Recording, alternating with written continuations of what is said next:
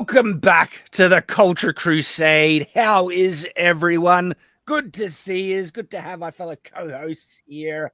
And holy crap, do we have stuff to talk about today? Because this week Lots of stuff been happening. Lots of It's stuff. a beautiful day in the neighborhood. This week has been wild. There's a lot of pop culture stuff, a lot of world stuff, or just a lot of stuff. There's even been a lot of stuff in my own personal life. I went to the Australian Comic Con, just the other week. No, yeah, this week and just passed, and kind of sucked. Oh, I mean, that's not look, good to hear. but we're in Australia, so we don't get any celebrities. And I don't care about seeing celebrities anyway. Maybe if it was like, I don't know, Keanu Reeves, I think he's a decent dude, right? Most other celebrities are worthless to me. Okay. And so, but then there isn't any like big trailer drops, or there wasn't any big panels or anything like that. The only kind of fun thing really was the cosplay. That's kind of it. But then with the cosplay, you also have a lot of just cross dresses that are like, I mean, all right, a lot for me is more than one. Just a very Like, it's already too many. That's more than enough, yeah. is it called Supernova? No, Is that it's the literally Comic Con. Oh, really? Yeah, Oh, yeah. Could you just tell them like I'm offended by this stuff and to get them out of here? Because it seems to work for the other side. Right? But the kids loved dressing up in the cosplay stuff and things. So that was fun. And I decided actually, like at first I was thinking not to do this, but I said stuff it. And the kids were also having fun dressing up, and so it was fun for me to join in. So I dressed up in my Shadiversity armor, but there's like a more elaborate version where I put on a cloak and a bit more armor pieces and stuff like that. And it actually looks pretty impressive. And a good number of people recognized me, and they came, wanted a photo, selfie thing, said hi. So that was fun and cool. And then people who didn't know me just were like stunned by how cool the armor looked, because the armor actually looked really, really cool. I also took with me this thing here, which is a nice big. It's not real. It's actually 3D printed, and it's a prototype that doesn't look like it's going ahead anymore, but it was going to be a prototype for a LARP sword, and this is actually the design of the sword of the main character of the book I'm currently writing. And so that is like a cool big sword, cool armor. And so that was kind of my weekend. But there's not much to do at the Australian Comic Con. You pay to go in, and then you just have heaps of stalls selling pop culture tat that you could get on Temu for 1/10 of the price. And I'm not and not only is the tat there insanely overpriced, it's all crap. It's all like the worst kind of, anime swords that you can just get off Temu stuff everywhere. We do have an artist alley, but there's barely any artists in Australia worth anything. So there was like, I mean, don't they get arrested for drawing the wrong thing or something? Is that a possibility? Possibly. Was Tom Taylor there? I don't even know who that is. Oh, he's the writer of Injustice. Oh, okay. Then there was there was a small little thing for people to play Magic the Gathering, and I was like, I could just do that in my local Magic the Gathering store. And it also feels weird trying to play a game with all like hundreds, thousands of people walking by. They tried to do like a role play kind of section as well, and it's like, who could get into playing role play in an environment like this? That's just like tabletop role playing. I'm saying. How big was it? How many people were there? Oh, at least several thousand, I think. It was a big turnout, and I'm wondering why, because there's nothing to do apart from walk around and, waste money on useless stuff. Now, there were some celebrities, but not many. And when I say celebrities, like the B-list, it's a B-list bottom of the, so, and nothing against them, I guess, but so Catherine Tate, who plays Donna in Doctor Who. She was there. She was there, and she had the biggest turnout. right? And she was probably the most the one that most people were interested in seeing. And it's like, I liked Donna in Doctor Who. She was a fun character. She seems like a fun lady, but She was. It's not like getting David Tennant or someone there, right? It's like, and the other person who I had utterly no interest in seeing, but I think drew somewhat of a crowd, is the black guy that appears in so many stuff that is always horribly miscast. So he played the discount Darth Vader in Mandalorian. He also is the leader of Esposito? Yeah. He was the leader of the company in The Boys of Vought. The head of Vought. Yeah, that's Esposito. Yeah. So he was there. That's a pretty cool get. That's a pretty. He's great in Breaking Bad. Look, he's a good actor, but he's always horribly miscast. Like, he was the worst casting for the bad guy in Mandalorian. Like, he can't play. There's nothing to Darth Vader, right? Nothing. And then he played like a mercenary in Falcon and Winter Soldier. And it's like, this guy plays an excellent accountant, okay? Not a badass mercenary. He was great in Breaking. You didn't watch Breaking Bad, did you? Well, he was kind of like no. he was that role in Breaking Bad, like the stingy accountant guy who's like, I'm going to kill everyone. Business like, that's great for him a role, and I like him in those. But he seems to be getting forced in so many things that he just doesn't fit in. And he can say no, Shad. Yeah, he's what? He can say no. He could, but he doesn't. He's also in Once Upon a Time as the magic. He was the magic mirror / magic mirror. Yep, got tricked by the evil queen. And is simp. Like he plays a simp in Once Upon a Time. And like, I have no interest in seeing him in live or in person or anything like that. But he had a big line for people like signing up to, I don't know, get his autograph, paying money for someone's autograph. That seems, I don't know. I'm not that just rubs me the wrong way, especially when they charge people lots of money. And then there were some celebrities, right, that I felt sorry for because no one was there to see him. And so another actor that was there, she played Belle in Once Upon a Time. Once Upon a Time, the TV show. Oh, yeah, she was there. Yeah, okay. She's I don't know who she is.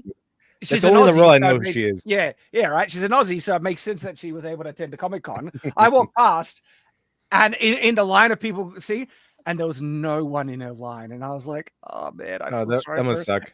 And it was next to the Mazida guy, right? And he wasn't even there he wasn't even there. And his line was piled up, out. And she was next to him. And no one was there lining up to see her. Well, the only role she's known for is like Belle in Once Upon a Time. I've never seen her anything else. I don't know. Right. And here's the thing, right? If you didn't have to pay to see her, I walked past, and if you didn't have to pay, I'd be like, yeah, sure, I'll say hi to her, right? My daughter, because my daughter liked the Once Upon a Time show, I think she would have liked, saying hi, but you had to pay. And it's like, I'm not going to pay to see.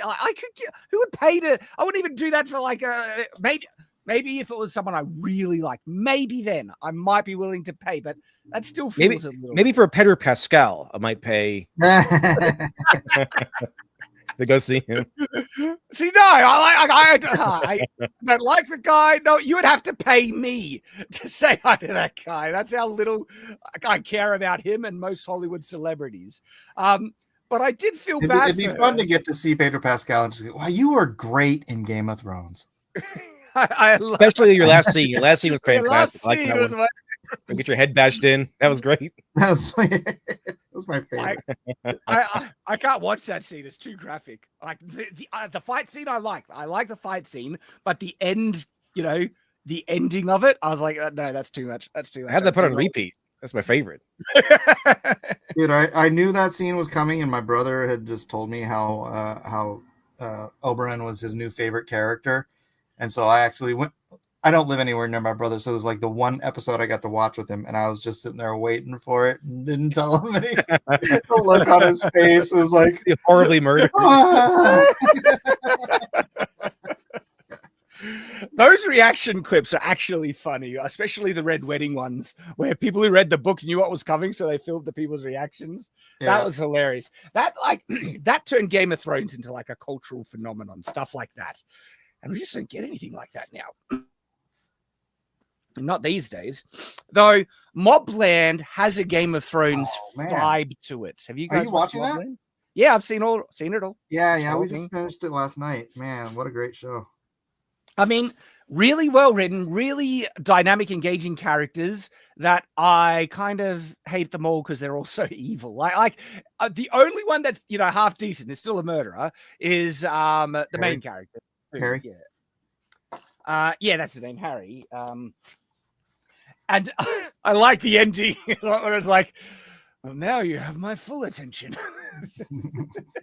That makes you like him. It's just like this super chill dude who's in the midst of this insane mob war, trying to just balance like the crap he has to try and mop up and fix, and his wife and child. And it's just, so look, that makes it likable. Tom Hardy's just good and everything, so he's so Mobland is quite enjoyable, and I think that's a feat because there's not like, I don't usually like shows about evil people doing evil things. Did you not like Peaky Blinders? I haven't watched it, but that's like, oh, it's so good, dude. This is why I started Breaking Bad, couldn't finish it. It's just like, all right, an average guy becoming worse and worse and more of a criminal, and it's like, it's really well written. I just can't. I'm not enjoying it. It made me feel ugh. Same with the first Joker film. It's not a feel-good film for me. Not uplifting. It's about a mentally ill person becoming insane and becoming a villain. It's like, that's not uplifting to me. And it's really well made. It's a really, engaging film in that sense. Not for me, but there are someone they ruined it by making a sequel. And then they ruined it, right? But there are some films that are actually so well written that the characters, it's either dynamic enough, the character is really engaged and stuff, that it pulls me in so much that it gets me over my own kind of hiccups and dislike of watching evil people do evil things. And Mobland they pulled it off. It's like, wow, there you go. Also, Joker 1, Robert De Niro gets what he deserves. That's what one of the beauties of Joker 1 was. That's why he made $1 billion. Everyone wanted to see Robert De Niro get what he deserved. The Penguin managed for me. The Penguin TV show managed to pull it off, where he's good. just such a good show, and he's so enjoyable to watch. He's a bastard. He's like top tier bastard, right? But he's actually really charismatic, and it has this underdog vibe to it that really draws you in with the Penguin. And here's a issue though with the Penguin is that the audience connected person. Spoilers here, everybody, if you haven't seen the Penguin yet. You don't want to mention that. That's a big spoiler. I'm just gonna say, what are they gonna, because that's what connects you to the audience. That's what connects who the audience connects with, right? Mm-hmm. And what are they gonna do next season? I don't know. I think it's gonna I think it's such a good show, and I think it's mostly dead because like the Batman sequel in the same universe is basically dead as well. So I don't know what they're going to do with it now, which sucks because the Penguin was great as a show. Yeah. Really brilliant. And the other show that did it, The Gentleman. Gentleman made by the same people that made Mobland, or the same guy, isn't it? Guy Ritchie? Yeah, Guy Ritchie. Guy Ritchie's freaking rad, dude. Yeah. And so while we're discussing things, I got a package. And I'm going to open this package while we're discussing things. Oh, lovely. And I know you're sending me a package, Mike, but this is not. I just got it in the mail today. You just got it in the mail. This is a different package, but I'm not good at multitasking. So riots, right? Holy crap! How about them riots? I mean, you mean protests? Protests. No. Protests. Those protests where they throw rocks and bombs and light things on fire. I watched some of D-Day Cobra Jeremy's stream, live stream, and I think he's live right now doing it, covering just the news and everything, and the bullcrap the news have been saying. They like so many of them constantly try to say like the mostly peaceful stuff. And it's so obviously not that even some reporters like from the ABC says, yeah, look, I know they've been saying mostly it's not it's not really mostly peaceful, guys. It's not really mostly peaceful. They released a statement from the LAPD where they were saying, oh yeah, they're all peaceful, they all ended without incident. And then the next tweet is like LAPD officers assaulted and injured and stabbed and stuff. They're like, wait a minute. Yeah, there seems to be disconnect here. Freaking sharp chunks of concrete because there's like no rocks in LA, so they're like breaking things apart to get these sharp chunks of cement to throw at cops from overpasses. This is attempted murder. There's no other way around that. They should be dealt with as such. Well, I got that video right here. Let me just share. And mostly peaceful, everyone. Mostly. Yeah. I could go do some on the ground. It's only 2 hours away from me. Like, look at man, massive rock smashing a cop car screen. Right, look at that. That could kill someone. But see what I mean? Those aren't just rocks. Those are chunks of broken concrete. Yeah. So they're like not razor sharp, but they'd be super sharp on the edges and stuff. If that hit someone from that height, it would kill them. Yeah. Absolutely, it would kill him. And hang on, it's like I thought they were protesting ICE. Why are they attacking the police? Because I'll cop the bag, dude. Yeah. Oh my God. I do appreciate the fact that the Democrats didn't have enough money to fund this until 6 months later after losing the election. That's how down. It's because it was been winter, Litdev. It's like they don't want to protest and riot in winter, so they had to wait until the weather improves a bit. But there was also. Not Democrats. I mean, Act Blue or whatever. Man, I was just there 2 weeks ago. Yeah, it does seem coordinated a bit because coordinated. They're dropping off pallets of bricks again. I saw a picture of that. Like there was a pallet of bricks just conveniently left on the side. Yeah, they wheel around pallets of bricks like they wheel around this blank ballots, like on the back of a car. It's like here's another crate of them. Here you go. Bricks, ballots, Battlestar Galactica. But I'd like to point out that when MAGA got angry, they took it up with the Capitol. They went to the government and like, hey, let's protest at the government's house.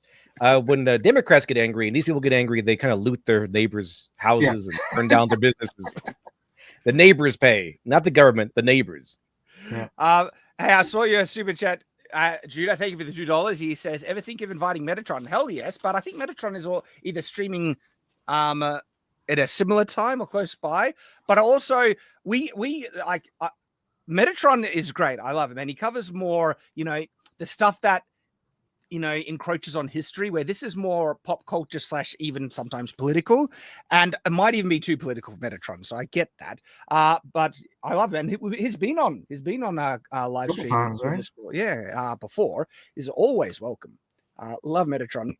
And while I'll just quickly grab these other super chats. Bomb Chest for $20 says, I've been releasing The Wheel of Time, and Fail is worse than Egwene. Just reverse the genders. What if always angry, sometimes violent man just attaches himself to a female character and declares you are mine now? All right. I actually like Fail for it's justified really well in the books. He comes from a culture where women demand respect by men fighting them. And so her constantly getting into Perrin's face, right, is actually her goading him for Perrin to act like more of a man and put her in her place. And Perrin is so soft-spoken and gentle that he doesn't get it, and she pushes him way further than she really should. But when Perrin finally snaps, he puts her in her place. And so, he actually grabs Fail and spanks her, right, in the book, because he gets so fed up with her. And this is after she slapped him, I think.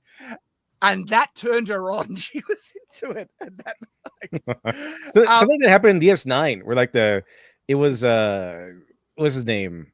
The Irish guy.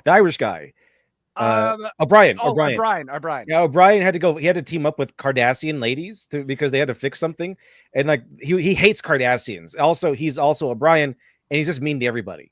So the whole time, this going back and forth, arguing, insulting each other. And out of nowhere, she goes, "Well, I'm very fertile, you Mr. O'Brien." he's like, wait, wait, what? She's like, well, I thought you were hitting on me because you were just so aggressive and angry all the time.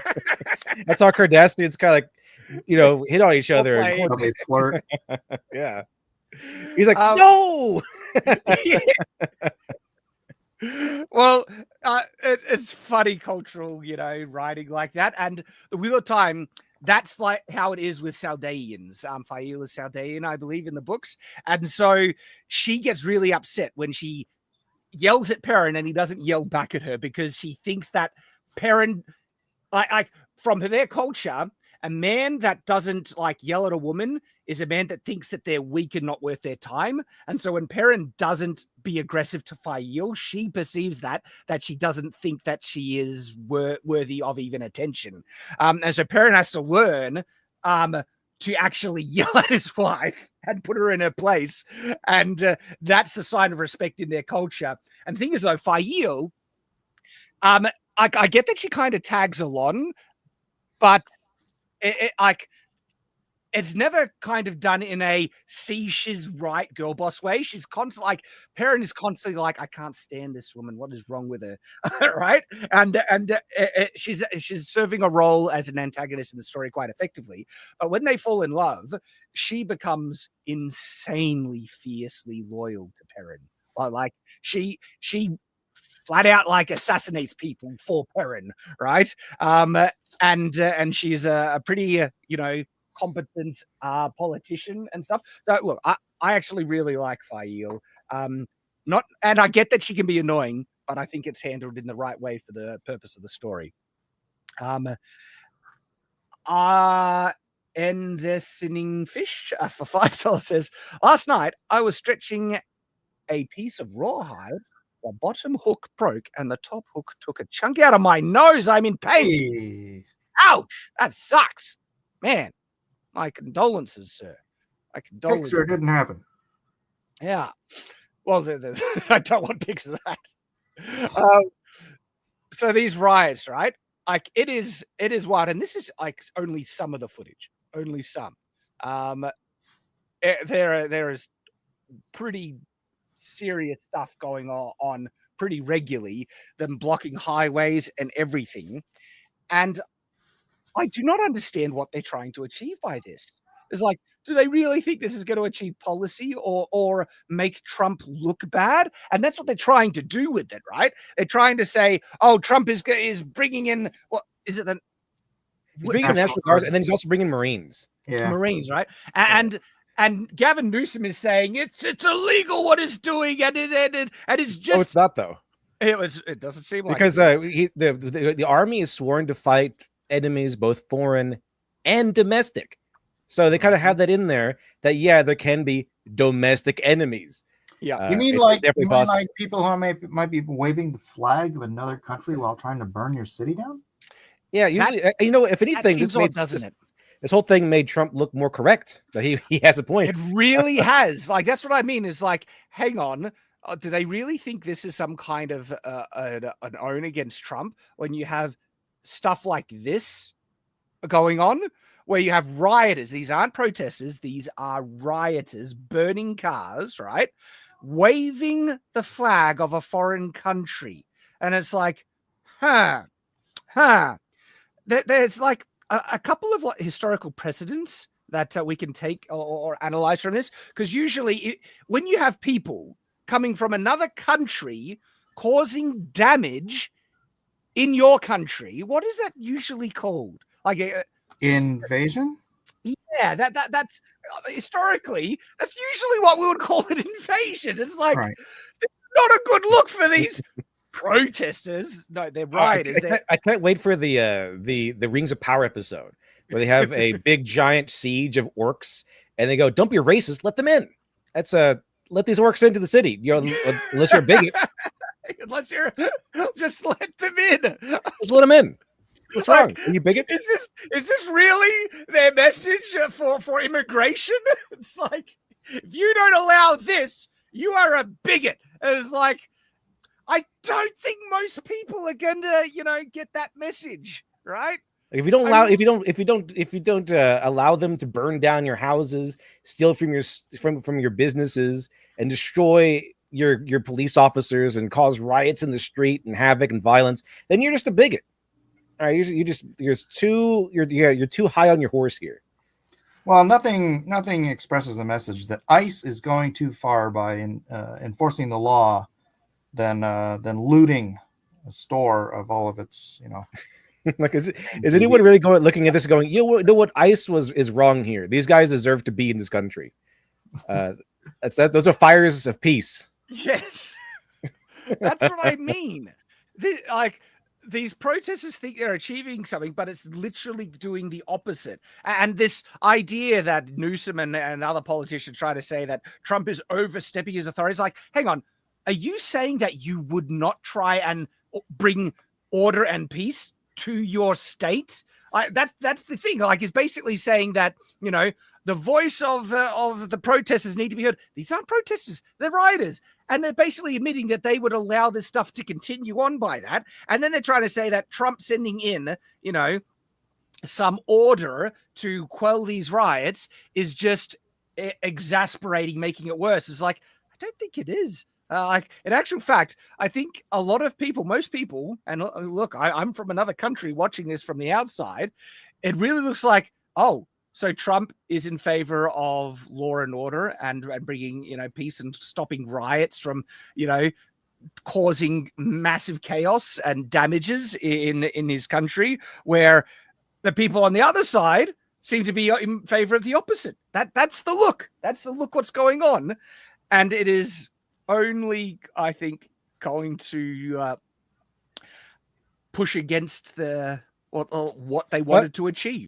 I like the main message is that we have every right to skip the line in immigration ahead of all the people who did it correctly. It's like people spent thousands of dollars, years trying to become an actual citizen of the United States, a decade sometimes trying to become an actual citizen of the United States, and then no, we deserve to get citizenship because we got here illegally, like we crossed the border, we overstayed a visa, whatever, So therefore, I deserve to become a citizen. Like, look, I have a friend who was here illegal. I didn't find that out until he's like, "Oh, I gotta leave," and I'm like, "Why?" He's like, I'm not here legally. But Trump straight up, he's like, "Hey, if you want to stay here, if you want to be here, you have to leave and come back legally." And he gave everybody like the option to leave to come back legally. And look, if you have been here. If your argument is, but I've been here for 20 years and I've built up a life here. Okay, if you've been here for 20 years, you should very easily be able to find someone to sponsor you. Mm-hmm. Yeah, just legally. 20 years, I think you can at least start the process. Right? But I also noticed this guy has a mask on. And have you ever heard the reason why Alan Moore believes that American superheroes are fascist and Nazis or whatever? Oh, tell us. It's because he finds the whole idea of a masked hero founded in one very influential or at least very famous American movie. And what the movie is? No, what is it? Birth of a Nation. He's like, the concept of the American superhero, the masked hero, comes from Birth of a Nation. Because it comes from Zorro. The KKK hoods is what he's talking about. How in Birth of a Nation is the Ku Klux Klan hoods. They come in there and they save the day in that movie, and therefore that's where the American superhero comes from. Americans' love of racism and bigotry. And, that's kind of what he says. And after that, he backs it up by saying, well, it's because heroes don't need masks, right? Heroes don't need secret identities. Heroes don't need to cover their faces. Even with his V for Vendetta character, he's like, well, it's the Guy Fawkes mask, but Guy Fawkes showed his face because he was a hero. He didn't really need to hide his face because using a mask means that you want to escape consequences of all the evil that you're doing. So I guess Alan Moore would be against these guys, right? You would think that You'd be against And, these protesters. that's bonkers. Like, because the logic of superheroes wearing masks is pretty clear and obvious. It comes up in the stories a lot, and I think it's actually completely valid. And you know, it's Frank kind Miller of was the other. Frank Miller wrote the story that validated the other side, which is the Daredevil story. This came out. What was it called? Can't remember anything right now. I guess my brain is tired. Born Again. That's the Born Again storyline shows you what happens to superheroes who have their identity leaked. They get canceled. Hey, David P. Love that profile picture, man. Techno man. Hell yeah. That is interesting because, yeah, like superheroes that actually fight criminals wear masks, yeah, because of reprisal. And I think that's also been proven by people who try and combat the woke, side of things that use either what images or not even VTubing, stuff like that, but are anonymous in their real identity. And they like people try and expose who they are to destroy their lives. And they hate that they can't find out who they really are.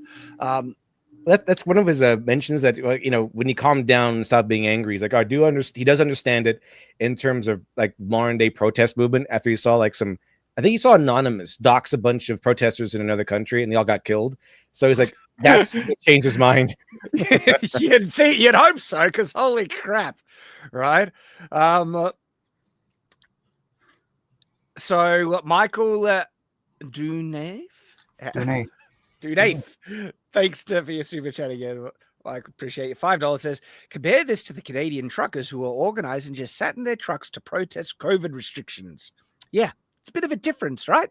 Bit of a difference in the extremity of protests. Because I'm not saying the ones who had all their bank accounts seized. Yeah, and then the government tried to destroy their lives for an actual protest. Where I have a feeling that a lot of these rioters, the commie government, California, whatever, probably just let them off. Like, how many of the BLM rioters, right, were just completely let off scot-free nearly, give it released out of prison and stuff, and did really so much worse things than the truckers. I finally got my package open, but now it's kind of stuck. And I know what this one is. I know what. Oh, come on. I'll get it out eventually. Have you guys seen anything else from the protests and or riots that are going on? Because now the Marines are heading in there. But I hear that the Marines aren't going to be taking any active measures unless Trump enacts the no prisoners, Marine.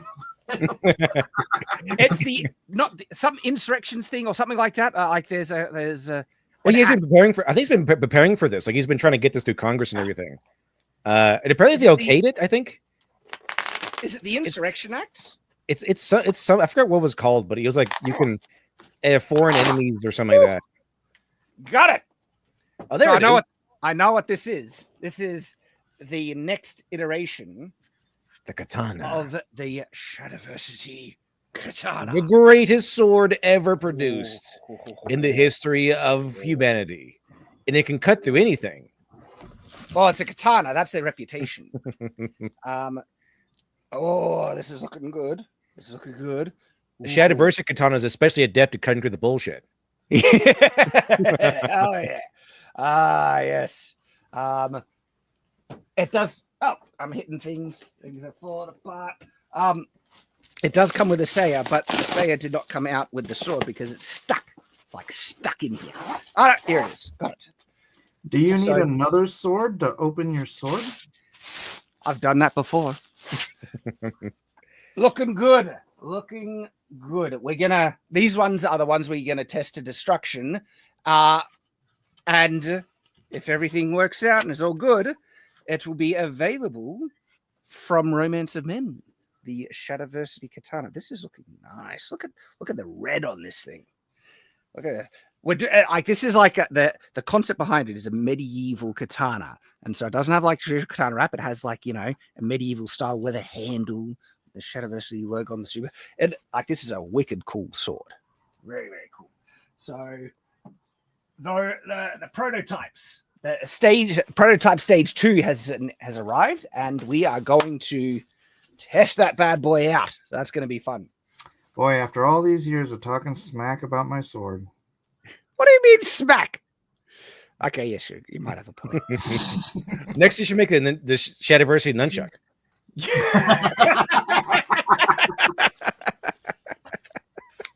Here's the thing, right? It's just because it has there's misinformation about it, and so I'm all about correcting misinformation. People have gassed up the katana beyond what its qualities are, but it does have qualities.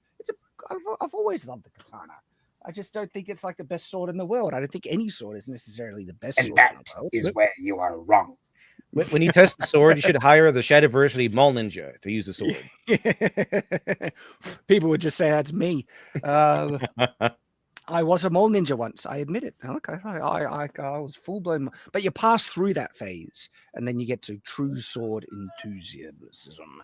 So these riots, I don't know how they're going to resolve. They'll fizzle out.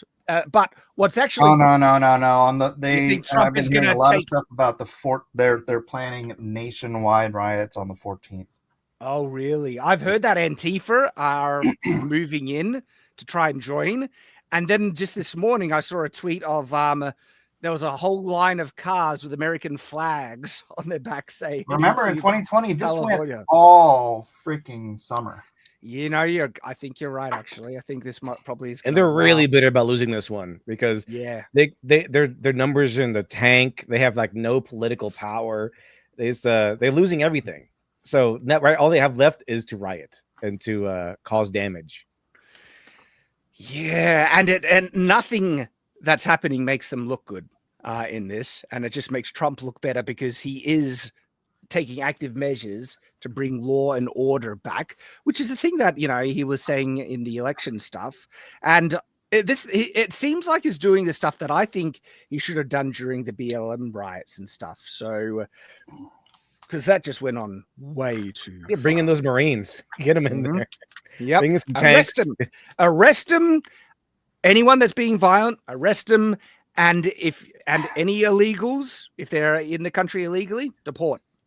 Send in like a fleet of drones, not armed with weapons, but with like a speaker, and it just plays the brown note, and it just kind of has all the entirety of all the protesters poop their pants, release their bowels at the sound of the brown note. That'd be a good effective weapon. Mm-hmm. Also, stink bombs. So I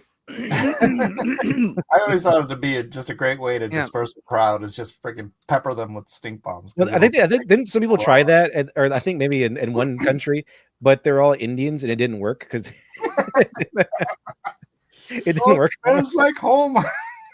So, that's what they said in the headline. It was like, okay.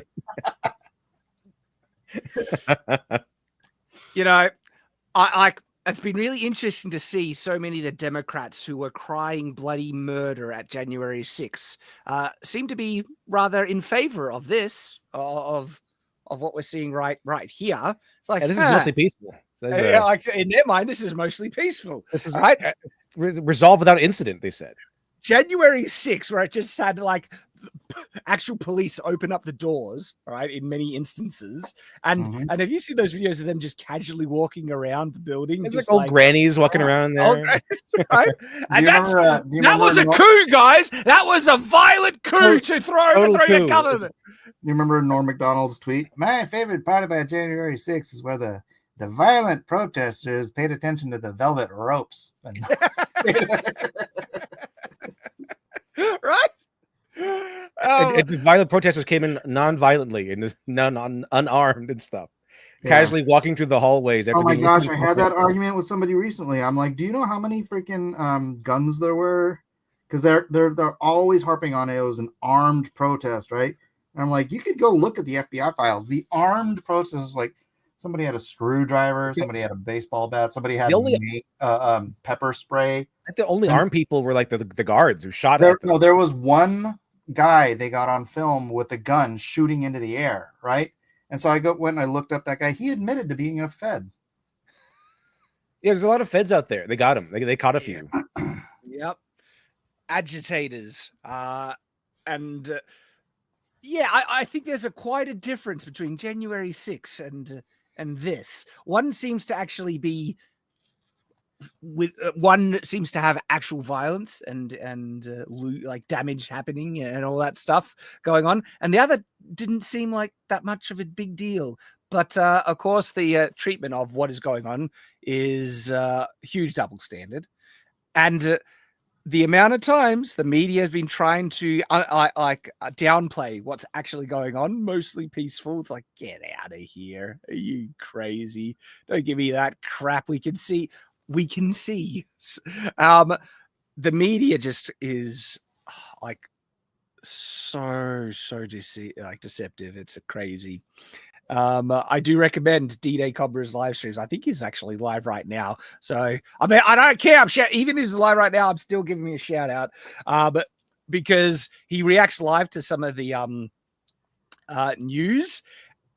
And there are moments when it's like they say, the mostly peaceful stuff, and he just is like loses. Like, you do not hate the media enough with their. You don't. Yeah, it's the don't believe your lying eyes, as they say. I saw some of the journalists complaining that, I got shot with rubber bullets, showing off like the one little wound they got from a like. Did you get the rest of you guys miss? Get them, like, pepper them down. Give them something to complain about. Pepper them, like Dave Chappelle said. Pepper them, yeah, pepper them. Pepper those guys with the rubber bullets. Aristan for $10 says these riots are also spreading up to Portland, or it's another summer of riots. Shad, you inspire me to acquire my first sword. Hell yes. And I'm curious about any quick tips to rehandle a tactical grip. Forget the rooftop Koreans. We also need like in-home samurai. Just they break into your business. Let's take out the katana, start slashing up. That's right. Tactical handles are usually easier to rehild if they can be detached, because usually they can be unscrewed and detached, and then you can just make a custom handle for it, which takes a bit more work.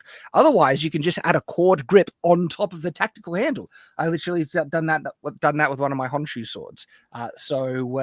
Just put a cord grip right over top is one way to do it. Thank you for the super chat, Aristan. And then Hephaestus Rising for 10 Canadian says, I always knew Amazon Wheel of Time was bad. It is. I never got past episode 1, but the more I learn, the more I'm utterly stunned by how they decided to continue. Matt is gone. Swan is dead. They literally had the script. Why? Yeah, why is a very pertinent question for the Amazon Wheel of Time TV show on everything. Just why? Flat. It's a good question for like Rings of Power and Wheel of Time. Why do this? Yep. And how did we go from Amazon making good stuff to now producing crap to like MTV is now producing all the best series on streaming? That's kind of shocking. Like, right? Landman, brilliant. And that what they're doing isn't Mobland as well. MTV, and then and 1923. Tulsa King, is Tulsa King one of them? Tulsa King, yeah, that's all MTV. All MTV. Well, speaking of books, I can finally show you at the end of the stream, if you'd like, the first page of my new comic, because I haven't even released it yet. I'm looking forward to seeing that. Yes, I'm looking forward to seeing that. So that's been going on this week, and it's just I think Mike is right. It will continue. And it's so dumb. It's like, all right, continue on, rioters. You are literally just doing the opposite of what you're achieving. This is great for Trump. It's not like because he's the one actually taking active measures to stop the violence. Anyone looking at this is like the only way it makes sense that Trump is in the wrong here is if you're already like too far gone. Like there's no way you can watch this and go, yeah, Trump is in the wrong. How dare he instill law and order in a chaotic battleground? Exactly. Like this really makes the Democrats look like they are not the party of law or order or peace. They're the party of rioters, looters, violence, actual, all the evils that they proclaim to try and be fighting, tolerance and acceptance and love, peace. Like, really? Well, they haven't changed their playbook. I mean, these are the guys that use the KKK as their terrorist wing 100 years ago. Dude, I was doing some research into New York politics because I have a project that's it's on hold, but it's it's still there. It's a superhero graphic novel project period that's based in like 1910, and so I was looking at the history, and one of the primary ways that the New York Democratic politicians did to win the votes and become, the leaders of New York was to bring in immigrants and get them to vote for them. Like, this is a tactic. They don't change their playbook, dude. It's a tactic they have been using for over 100 years. And by the way, this is like a matter of historical fact now. If you look up the history of Tammany Hall in New York, right? And the insane corruption that existed and how they would bring in all these immigrants, to New York, and then they would give them pretty crappy housing, but they would still give them housing and these handouts, and then the immigrants would be willing to vote for them, and then they did get voted in, and then the amount of like money laundering and corruption, like, oh, holy sounds crap. familiar. Sounds kind of familiar, doesn't it? Kind of familiar. That's kind of one of those facts, Shad, that Sam Hyde says. That's one of the facts. That's the kind of fact you're not supposed to know and not supposed to say, but you kind of have to know to not get robbed or stabbed or or just hoodwinked or whatever. One of those inconvenient facts, but I was so interested that it's literally a matter of historical fact. You can look it all up. They're like, we got the history, we got the evidence, it's all there, right? And it seems the exact same playbook of what the and then they took over education so that we could just ignore all that stuff. We need to someone on like the left, not the left, but center right or whatever needs to make a movie called The Inconvenient Fact, and someone who's not like someone who's not Steven Crowder or Ben Shapiro or something. Like, someone who could actually make a movie. Well, that's the funniest thing is, did you ever see Waiting for Superman? Oh, a long time ago. Yeah. Okay, so Waiting for Superman, for the uninitiated, was by the guy who actually made An Inconvenient Truth. So he was a lifelong Democrat. He was obviously in the can for Al Gore because that's who that was all about. He went out to try to find out to do a documentary on our school system here and find out why it is we're the richest country on earth, but we have like out of developed nations, we had like the 34th worst school system. And after he did all of his research, he came to, it was an inconvenient fact.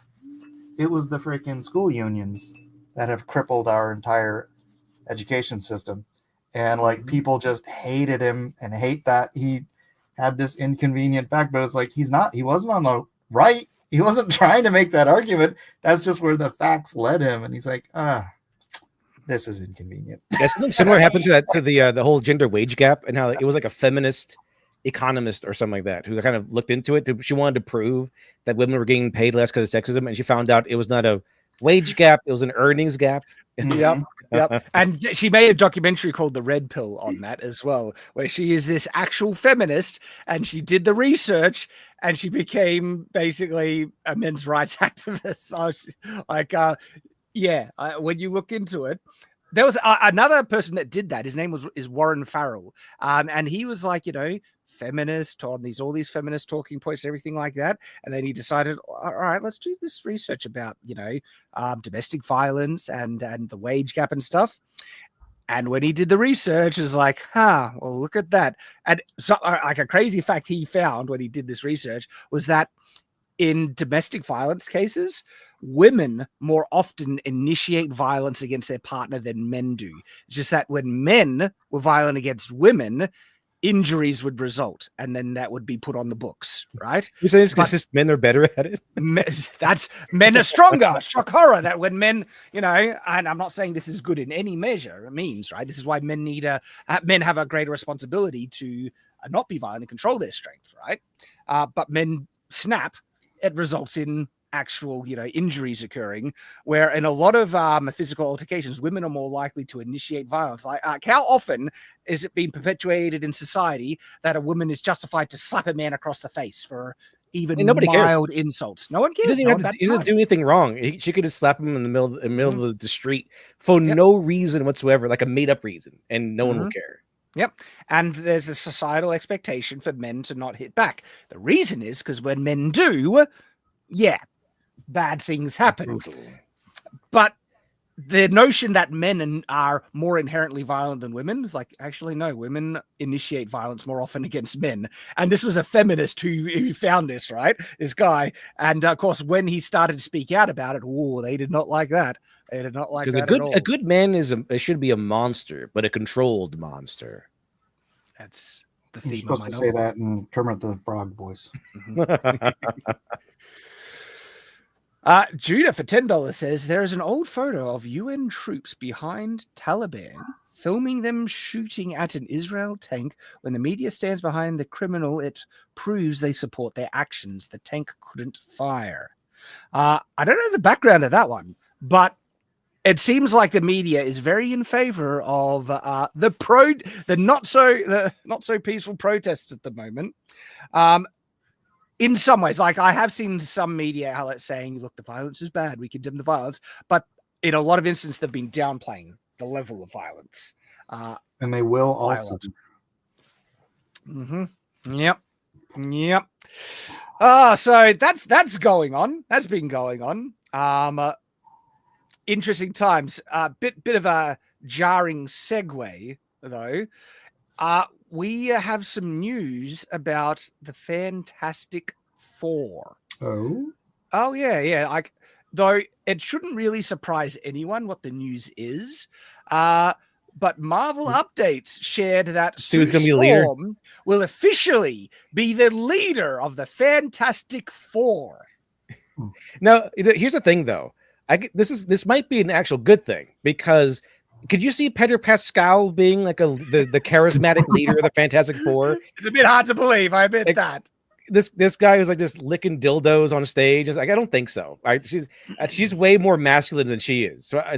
So I'm pretty sure that she would make a far more believable leader of the Fantastic Four. That's a fair point, actually. Astonishingly.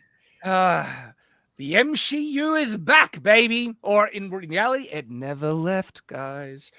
Marvel is still Marvel. And this, with them gender swapping the Silver Surfer, gives you everything you need to know about the agenda and mindset of the company and the quality we can expect from this film. I'm happy to be proven wrong. I would like to be proven wrong. But the track record of red flags like this usually tells you everything you need to know that this movie is going to suck big time. It's unfortunate because I do like the aesthetic of the movie. I know. Right? I like the whole, I like how it's separate from the other movies too. Like, it's not inherently connected to the MCU or anything like that. It feels like its own thing, which I think more of these movies should do. Not be part directly to the MCU, because at this point, being part of the MCU carries a lot of baggage. You kind of have to keep a lot of things in mind. You got to carry a lot of nonsense around with you. So I think a lot of like, if they're going to keep making Marvel movies, they kind of just step away from that, make it their own thing, their own universe. It's a pity, because the MCU at its best was awesome. Like when it was firing on all cylinders, right? But now, being attached to it is baggage, and it's dead. The MCU is basically dead. The only way you could try and recover from this is to reboot the entire thing, and rebooting it won't solve the issue.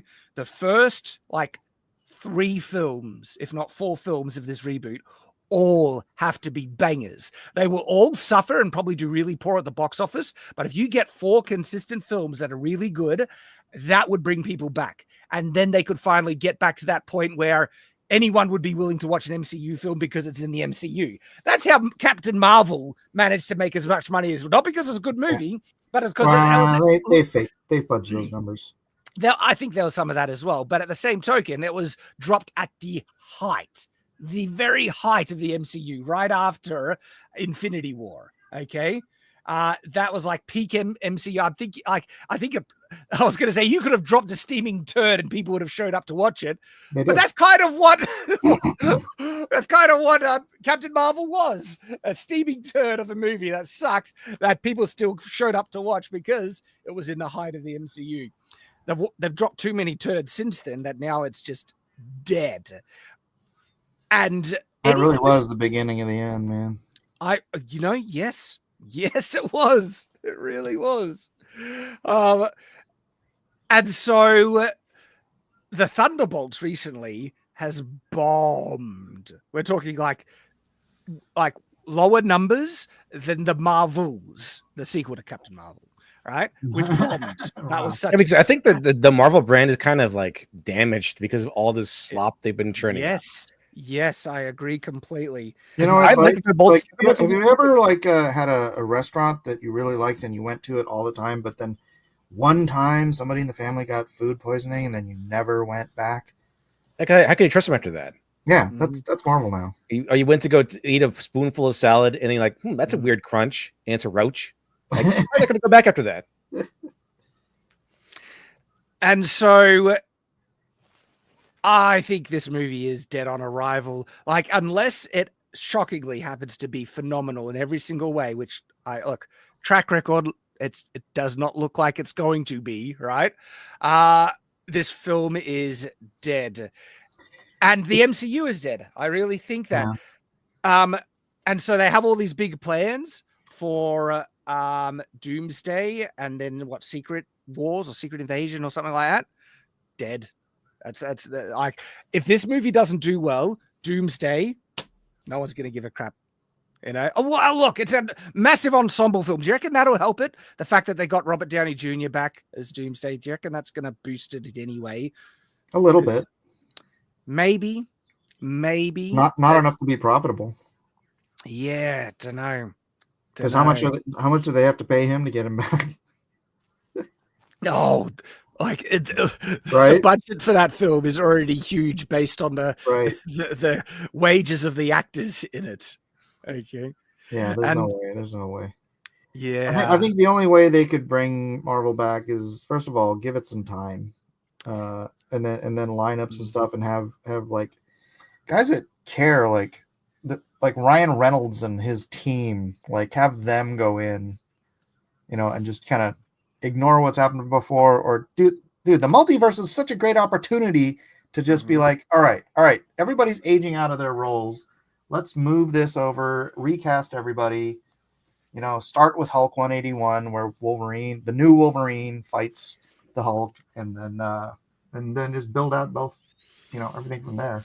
I don't know how they should do it, but somehow they need to get a project with both Ryan Reynolds and Henry Cavill together, in something that they love, that they both love. What do you guys think about them rebooting the entire MCU? You reckon that's a strategy? I would, again, like I said before, I wouldn't even say reboot it. Just let it die and just have the preceding Marvel movies be their own thing. And then maybe every once in a while, like maybe cameo for another one in another movie, like casually, without having the big hype of an MCU. Let them be their own thing for a while, because then you can start fresh, essentially. So technically you're rebooting it, because everyone will be their own like movie, their own universe. Restart it, restart from scratch without having to carry around like 10 plus years of baggage behind you. That's kind of how the MCU started. Individual films that were more focused on the single kind of superhero, and then built up to the ensemble crossover in Avengers. And hell, did that work? That, like, everyone wanted to see these characters interact, like Thor meeting Iron Man and everything. And because I've heard a lot of people kind of say that, they should go back to individual films and forget the whole crossover thing. But I actually love the crossover elements. I love it when you get to see the characters go in and meet up with the other characters and work together and all those things. That's what made the Avengers such a big, blockbuster event, where it was like the big crossover film. And they were kind of managing to handle it. They were hiccups along the way, but it kind of was going all right. Now they've lost the plot. Now they don't know how to handle a joint universe where they have things breaking continuity, contradicting, something that happened in this film by forgetting what happened in stuff. They've had that hand out of the ocean for like how many films before they decided to actually address it. All right. In Falcon and Winter Soldier. And then they forget like technology that was used in one film and so many things because they just, can't keep it together. They've lost the plot. But when it's done right, I actually think, the bigger joint universe thing is great. That's like comic books have succeeded and sailed off of the crossover thing for years, though they've had trouble with their own continuity as well. And then they decide to just reboot and break the entire universe in the Crisis on Infinite Earths. Then another Crisis. Let's do another one. Why don't we do another? That got really confusing when DC would reboot their continuity with the Crisis stuff. Well, it's because, if I remember, it's because they didn't have continuity. Kind of. They wanted to make they're trying to create continuity with Crisis. That's right? true. That's true. But then they did another one. One more like barrel chest of Superman and everything. Yeah, that the Kingdom Come Superman. He got wiped out. But when done right, the crossover thing can be massive. Yeah. Well, that's the thing. Is like you're talking about the Avengers and stuff. There were Marvel movies before that, but this was a concerted effort from the beginning when they did Iron Man. It was like, and you had the after credit scene was the Avengers Initiative stuff, right? Nick so Fury. It was all planned out long before we ever got to Infinity War. Like, how long was that? 10 years? Mm-hmm. Yeah, it's like a decade. Yeah, I think like if they did continue on with the MCU, it should be like more individual films, and then every once in a while have a crossover event. Mm-hmm. Because after a while, the MCU became more like it's just everyone is in everyone's business at all times. Oh my gosh! You know what? It's just like what happened with comics. Once Secret Wars came out, everything was event driven. Like freaking every bloody year, we had to have some big crossover event in comics after Secret Wars, and it was like it got really like boring. Like you have to buy 12 different titles to follow what's going on in this thing, and that's kind of what they're making the same mistake here. Is like they see the money and they want to cross everybody over, so you have to watch all these movies and all this crap on Disney Plus, and then you're just choking your audience. It went off the rails, but I think it started brilliant. The ultimate Marvel comic book reboot, the Ultimate Universe, where they rebooted every major Marvel superhero in more of the modern day. Mm-hmm. And like Ultimate Spider-Man, I loved Ultimate Spider-Man for the vast early run of it. Really, really good. And I got the reboot of the Avengers, which was called The Ultimates right here. Really, really good. I reckon if they wanted to reboot the MCU, all right, do the Ultimates, do the Ultimate Universe reboot and go off and pattern it after the stories there. Because, they already did lift a chunk from the Ultimate Universe with the MCU. But I reckon you could do the Scarlet Witch banging her brother thing. That probably, you probably want to avoid that part. Get those Game of Thrones fans. That's true.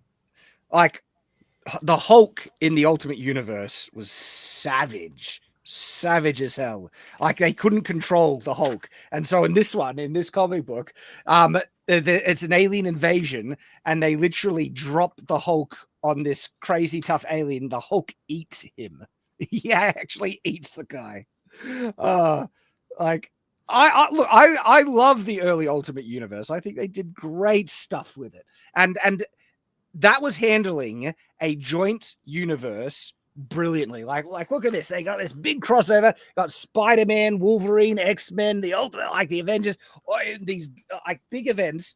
And they were very, very attentive about the crossovers and how this universe connected properly, and how and they handled the X-Men really well, how the X-Men balanced in with the politics of the world and the rise of superheroes and all that stuff and the history of Captain America.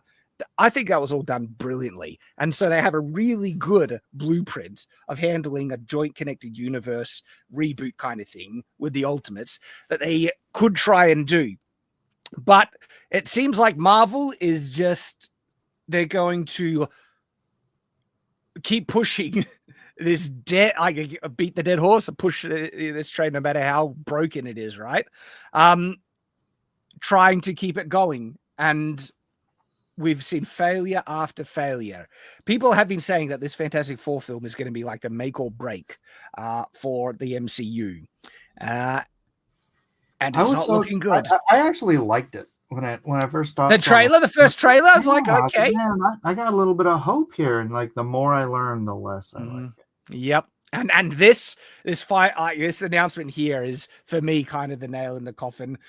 Maybe it'll be good, but it's the MCU. We know what happens with the MCU, right? Also, why did Silver Surfer have eyeballs?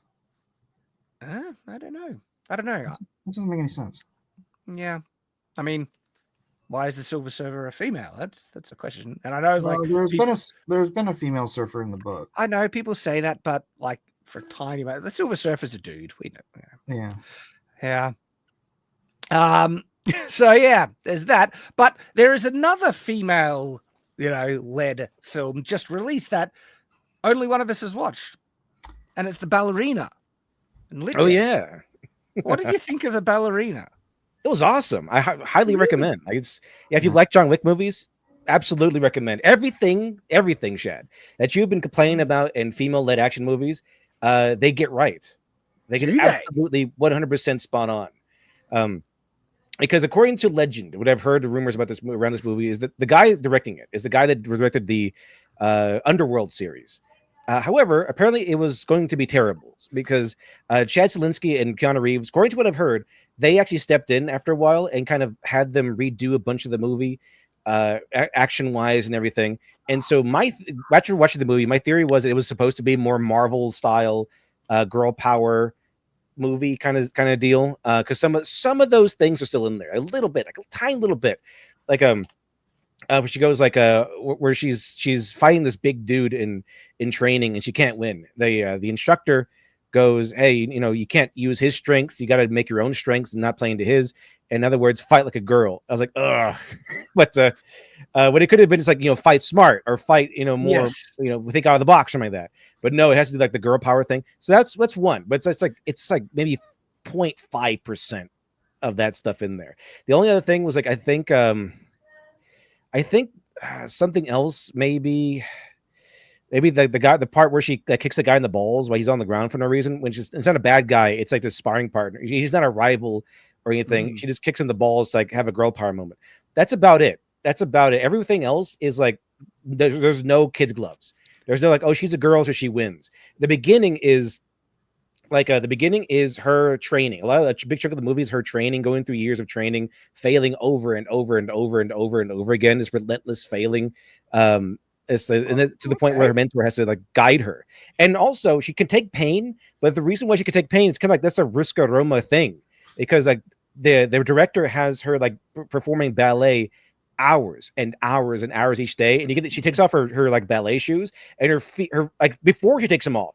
When she's walking off stage after the director dismisses her, underneath her is blood because her feet are just bleeding because of all the practice she's been doing. So she knows pain. Like she can endure pain like nobody's business. Mm-hmm. And so they also rewrite a little bit of the lore in a good way. I want to jump on the pain thing. It's funnily enough, right? A woman being able to endure great pain, I'm perfectly on board with. Women actually do have a strong pain tolerance because of childbirth. Like it's part of their biology. And so that I'm okay with. That I find interesting. All right, is one of her qualities. Now, the way women react to pain can be different to men.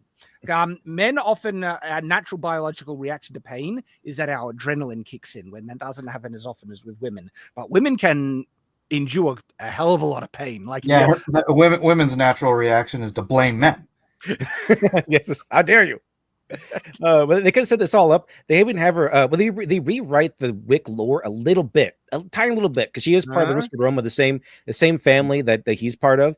And I like it. I like the change they did, because they call her like a, in that line in John Wick 1 where he goes, "Oh, he's not the boogeyman. He's the guy you sent in to kill the boogeyman." Well, they kind of expound on that a little bit, and it turns out that both she and Wick were never assassins. They're counter assassins. They go in to kill the boogeyman. They're not the boogeyman. They go in to kill the boogeyman. So that's their whole ideal. And I thought that was kind of cool. Kind of a little more wholesome, a little more noble, that they're not out there to kill people because of an assassination contract. They're kind of out there to protect people, technically speaking. And so a lot of her training is, okay, you have another student behind you. You have to protect them. And that's kind of a big portion of her training, is going through like a simulation combat scenario where she's trying to protect somebody. And she keeps failing. She fails a lot, over and over again. And so the thing is, when she starts thinking out of the box, when they kind of drill it in her head, like, when you're protecting somebody, you have to protect them no matter the cost. Do whatever it takes to keep them safe, alive, and out the other end. And so, and it's like, I was expecting like MCU Marvel style shenanigans where you're getting a Black Widow, casually beating up a bunch of 300-pound men. No, she gets thrown around. She gets destroyed. Because chat has some questions. Like Rolando Ramirez asked us, doesn't she literally blows up a bunch of grenades close to her and seems barely phased? Is this true, LitDev? Sort of, but no, she is very phased. Oh, no. Here's the thing. My answer to that, even without seeing the ballerina, is John Wick fell off a friggin' skyscraper and got up to walk after it. This is very much in line with the universe that we've seen. Yeah, it seems like people surviving ridiculous bullcrap is pretty normal in the John Wick universe. And by the way, which I criticize, like, my opinion of John Wick, the film franchise, I really liked the first one. First one I really liked. And I think I hated every single one after that because of the bullcrap. It went off the rails for me. And so I don't know if this film will land in that. Like, the action is fun, but like I actually didn't even finish the last one because it was just constant action without too much like investment behind it. It was like, oh, another group of bad guys. John Wick is going to beat up the bad guys. Fun choreography. I didn't care too much for the nunchucks. This one is like kind of like two. This one is kind of like two, where it's like we know her goal. She's trying to get revenge for her murdered dad. Against like this, she gets like her mini high table to fight. It was like a weird cult, which I think was supposed to be either vampires or Nazis or something, because they kind of have that gravitas to them. Like the main guy looks like a Nazi. Like it's not uniform wise, but like he's like a very German kind of feel to him, very astute, very like rigid, like military feel to him. But they turn him into like this cult that kind of like is outside the table, but they kind of work together, or they have like a non-aggression pact or something. So knowing the underworld guy, it kind of feels like they're supposed to be vampires, because the guy says, "We let you marry a woman of our clan," as this sort of thing. So it is kind of cool that they're kind of like that. So they give her like her first contract. Like, okay, here's your gun, rubber bullets only. And her first contract is to protect this girl. And she does all these cool like kung fu fights and stuff like that against these like you never get the story behind this girl or the people trying to get her.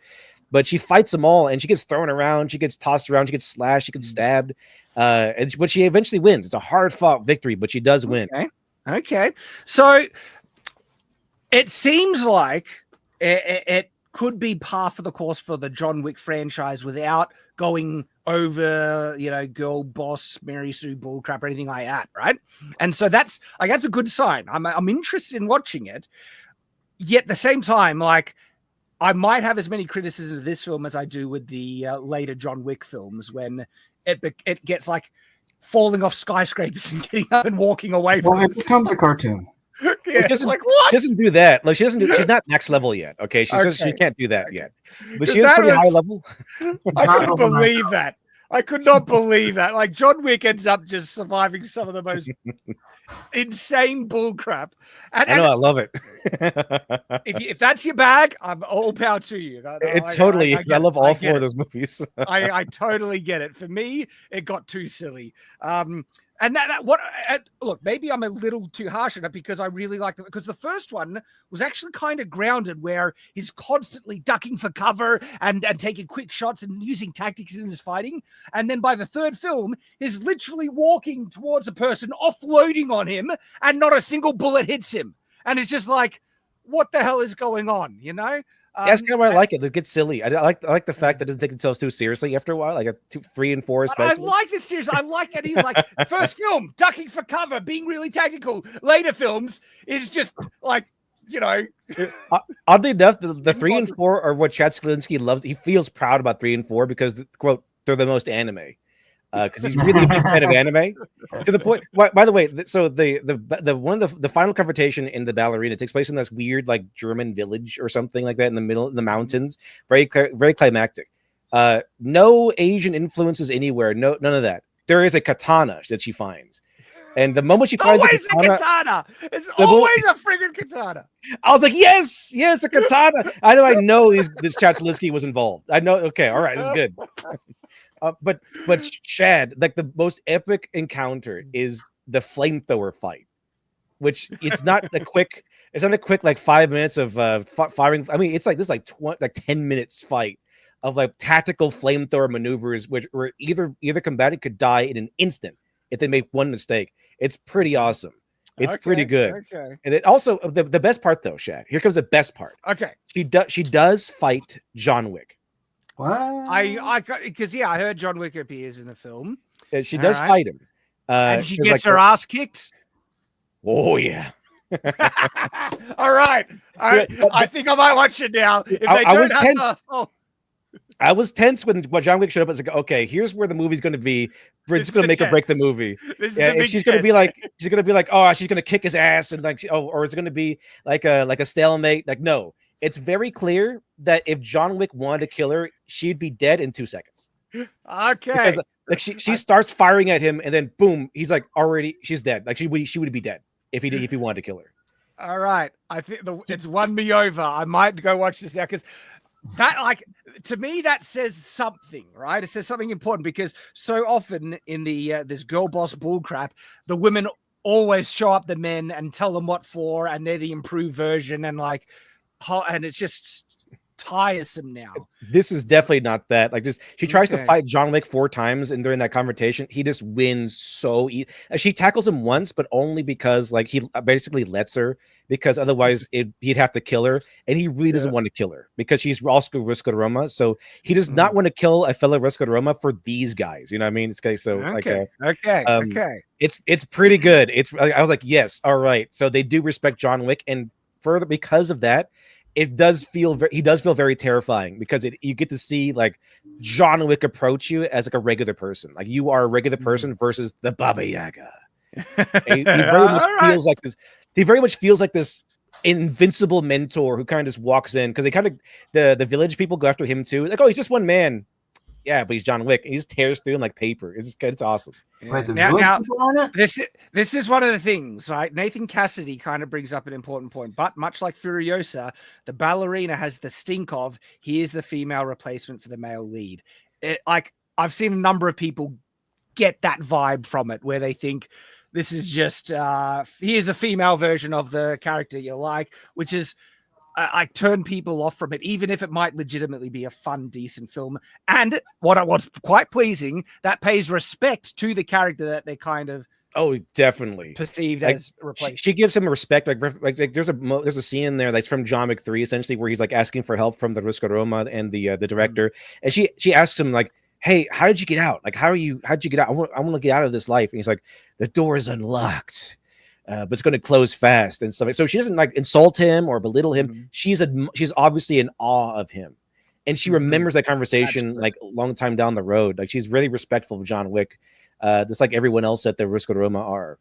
Good. I like that's a very important part that I was like, all right, you have my attention now. And it's unfortunate that if this is a good film that has that stink to it, like Nathan Cassidy mentioned, because it seems like this movie is bombing. The reports in for its, opening weekend, stuff like that, are not looking good. for the ballerina. Maybe it'll have legs. Like if there's good reports about it actually being decent, all right, I'm interested in going watch it now. Like I was on the fence, but Lit Dev, it's like, okay. It's like nonstop action. It keeps the lore too, because they have a fight in Continental, which is a big no-no. And so like she has to think her way. What's interesting about this movie is that it's not John Wick. It's not John Wick. It's like a copy of it. Like John Wick could give him a pistol, he could just tear through like an army of dudes. She can't. She has to like think on her feet, which is why there's a whole scene where she uses grenades tactfully.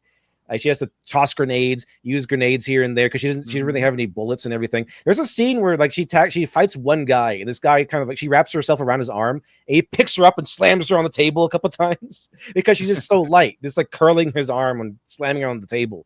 But there are some like little tidbits of like MCU in there where I think is probably from like the old script, possibly. Like they're fight, like she's hitting one of the combatants with a remote control, and every single time she hits the remote control, it changes to a different comedy in the background.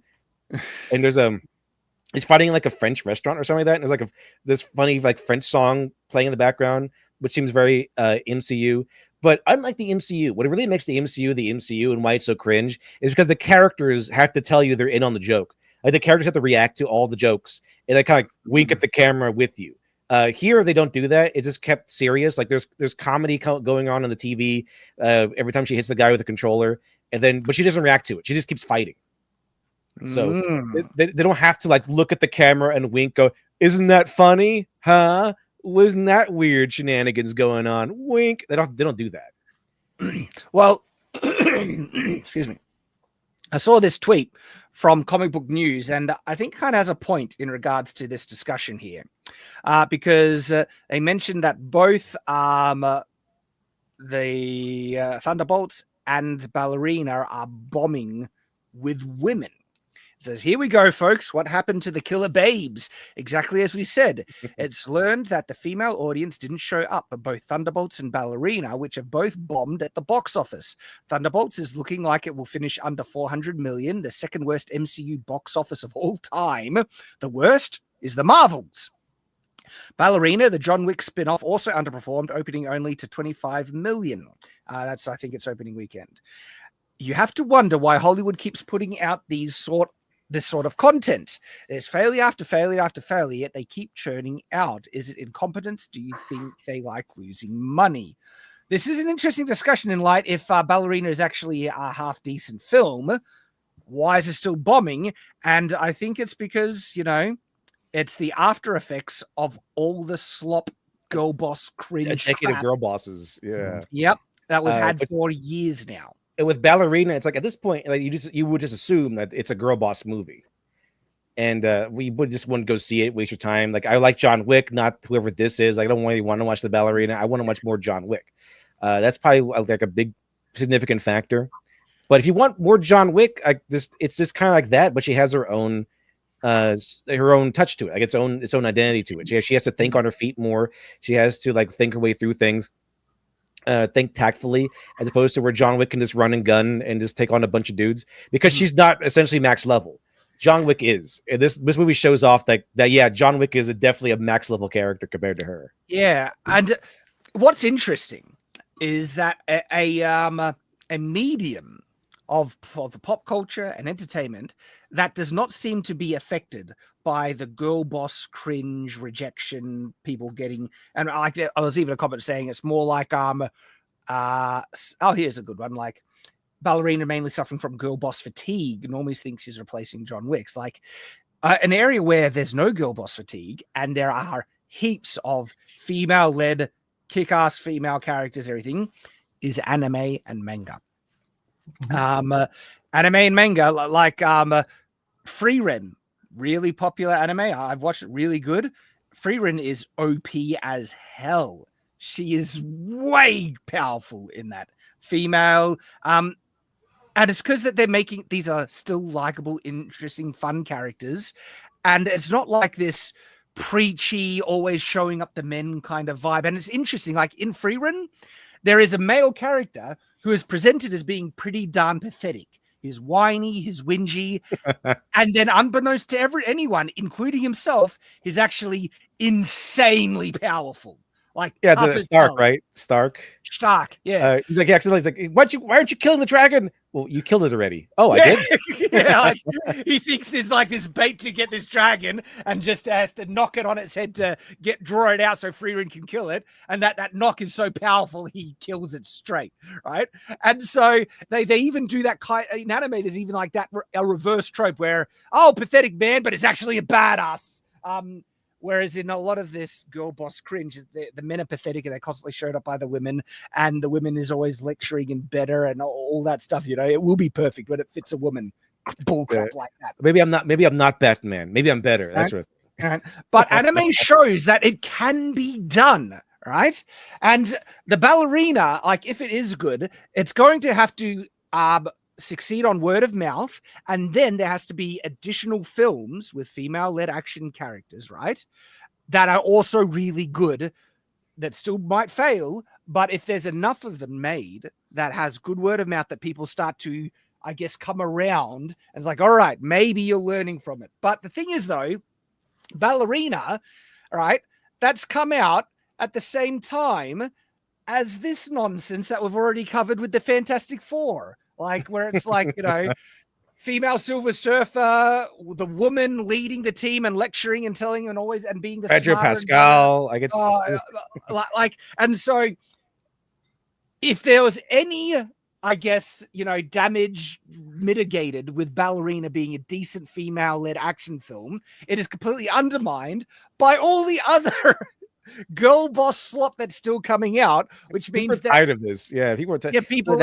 That's why I do want to say that the ballerina. If you like John Wick movies, the ballerina is worth a watch.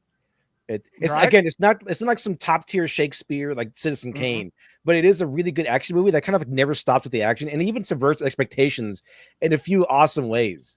I didn't see coming. I was like, oh, this is cool. This is awesome. This is great. That you know, it's upsetting because nerds, myself, I've loved kick-ass action, you know, female characters and stuff like that. One of my favorite films is Alita Battle Angel, right? And the whole thing is about a kick-ass female, but Alita, and it's not a perfect film. There's plot holes and inconsistencies and dumb moments in it, but the character is so endearing. And she's got this naive kind of innocence to her that has this great contrast with how tough and powerful she is that just complements. And that's what made it a charming story from the very beginning. Okay. And the way that you make a really good female action hero is by making them still female. Don't make them just men with tits, basically, which is what we've been seeing with this girl boss stuff. It's like, no, there are distinct characteristics that are more distinctive and stereotypically found in women, and that actually makes it an interesting story when you give a more, you know, feminine, a distinctly feminine character, right? Crazy tough powers. And how does that play out with them being this warrior fighter balancing against this feminine nature? Anime plays with this all the time. And one of the things that anime does, which I think keeps people hooked in with their overpowered female characters, is still making them very, very sexy. That's also been another side to it. Now, Ballerina, she seems like a decently attractive woman. And more or less, she does get like some moments of like, especially in the first fight, the first real fight, they give her like a club dress, and you know she's showing off some leg and everything. Mostly when towards the final battle, it's more like she's covered up because they're in the snowy area. But it's cool. Like the last battle is like it's basically like, you know, the village from like Hot Fuzz, where it's like, you know, the greater good kind of thing that everyone is in on it. That's kind of the village that she's in. She's walking into a village where everyone is a trained fighter. Everyone has a gun. It's cool. Like it's a really cool showdown. Like the thing that will help female action movies succeed is allowing the characters to be sexy. The female characters to be sexy. Because here's the thing. An action film is inherently going to appeal to more men than women. Men are more into action films than women. And so that means marketing it and putting things in it that would appeal to a male audience. I mean, why do you think so many men don't want to watch women beat each other up anyways? I mean, I was just thinking about this while you're having this whole conversation. It's like, how many actually like good, successful female action movies have there been? I need to look at it. Like huge. It depends. It depends because like Aliens, right? But Alien wasn't about Ripley. Exactly. It's they weren't really marketing it as a female-led action film. It was an alien. It was a horror movie, and that's why you had a female lead, because female leads in horror movies. Well, no, there's an important part of that. Like women usually will be more vulnerable in dangerous situations, right. and people have more empathy to a woman in danger than a man in danger. Exactly. All right. And an audience reacts will be, and so it actually makes sense, to have in the first Alien film, first of all, the main character be a woman. Alien is not an action movie; it's a horror movie. I'm talking about Aliens. Aliens is. Yeah, but is she really the lead in that movie? Oh yeah, she is. She is. And she, ends up kicking some ass as well. But it wasn't like that. It wasn't marketed. This is a female action film. It was just an aliens film, right? And I think you will find examples of that. Like there are martial art like films, right? That have female-led ones, and they actually got female martial artists in them. And I think they were decently liked as much as the other martial arts films, seeing a woman be able to kick ass. Like men have never had an issue with that. It's if it's a likable, enjoyable character, especially if it's well written and stuff, and doesn't have this preachy girl boss nonsense where they're constantly showing up men. And men are just the jokes or the afterthought or anything like that. That's like the difference between what a girl boss action film is, the more traditional one. In terms of successes, Alita Battle Angel, I'm not sure it was a huge success. People like it's one of my favorite films. I love that film. Think about when Black Widow came on the scene in Iron Man 2. I think everyone loved the character. And damn, did they she was sexy in that film. Even the action fight scene where she takes out the security guards was filmed in such a way to exaggerate the sexiness. If you pay attention to how it's done, the way that she has her hair, and then it got woke. Right? You should have appealed to the male gaze and not the male gaze. That kind of where it kind of established the MCU fighting, where it's like, oh, here's a 90-pound girl taking on like an army of 300-pound like muscle-bound men. With no issue whatsoever. I mean, it is cool, but like once every woman can do that, it becomes less cool. I mean, how they handled Black Widow in the first Avengers was probably the best that they've handled the character ever, where she uses her feminine, attractiveness and vulnerability to even manipulate Loki. She gets one over on Loki in that film through her intelligence and her feminine ability to manipulate by leaning into vulnerability and stuff like that. It was good. It was so good, even captured the audience. Like the audience was believing it. So when it turned around, like I gotcha. It's like even the audience was like, "Whoa, that was a get." She got him. Got his thing. And she still takes on a lot of the aliens. She still has kick-ass moments, probably far beyond what her physical ability should be, but you kind of hand wave it. Superhero film, super training, and tech on her side and stuff. And you remember the poster? No. Her poster for the Avengers movie? It's just her figure 8 hourglass with her chest sticking out. They understood the audience back then, didn't they? Yeah. Right. And the thing is, though, that also was more appealing to women. That because women like sexiness as well, right? I mean, one of my I think I've shared this example before.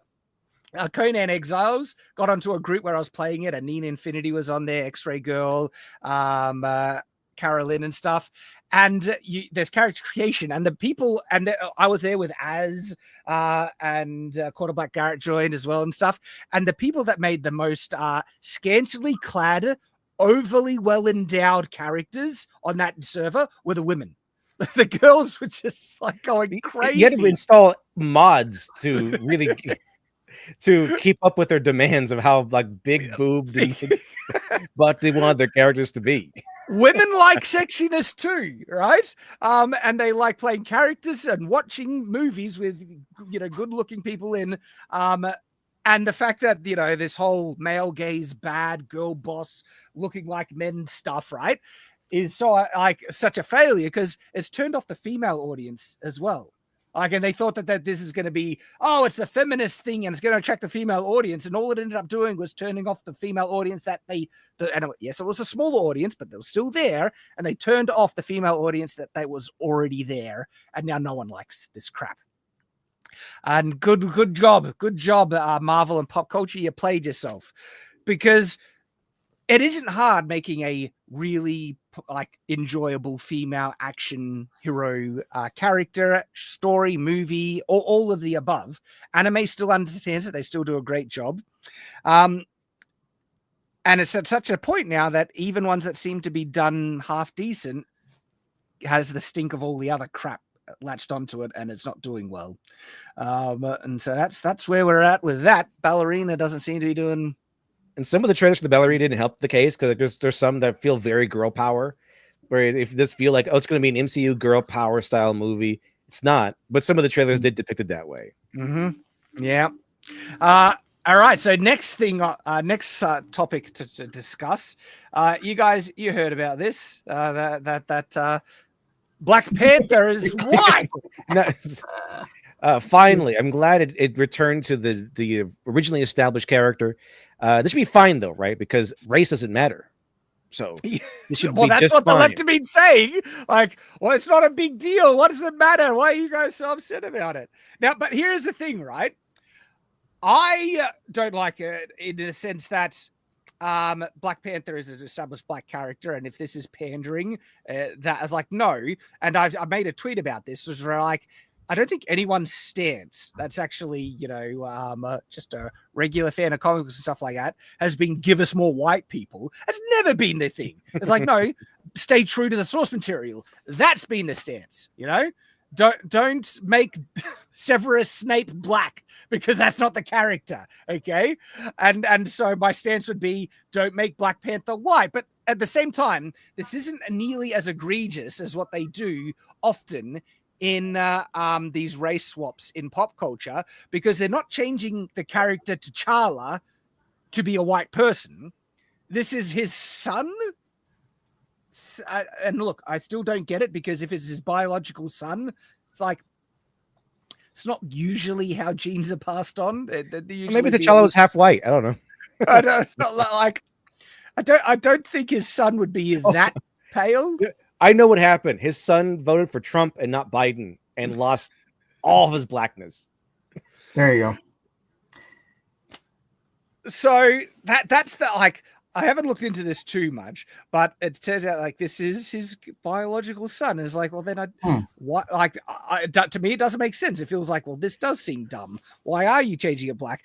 And the thing is, though, that's me being consistent with how I've been critical of race swaps throughout media regularly. But the left who are saying it's not a big deal, I was like, well, why don't you be consistent with your standards, guys? Like, why are you getting so bent out of shape with this? I'm curious what the motivation is here. I thought race didn't matter, but yep. in order to keep consistent and to make this make sense, what if they changed Wakanda to a South African city, and everyone's just white now?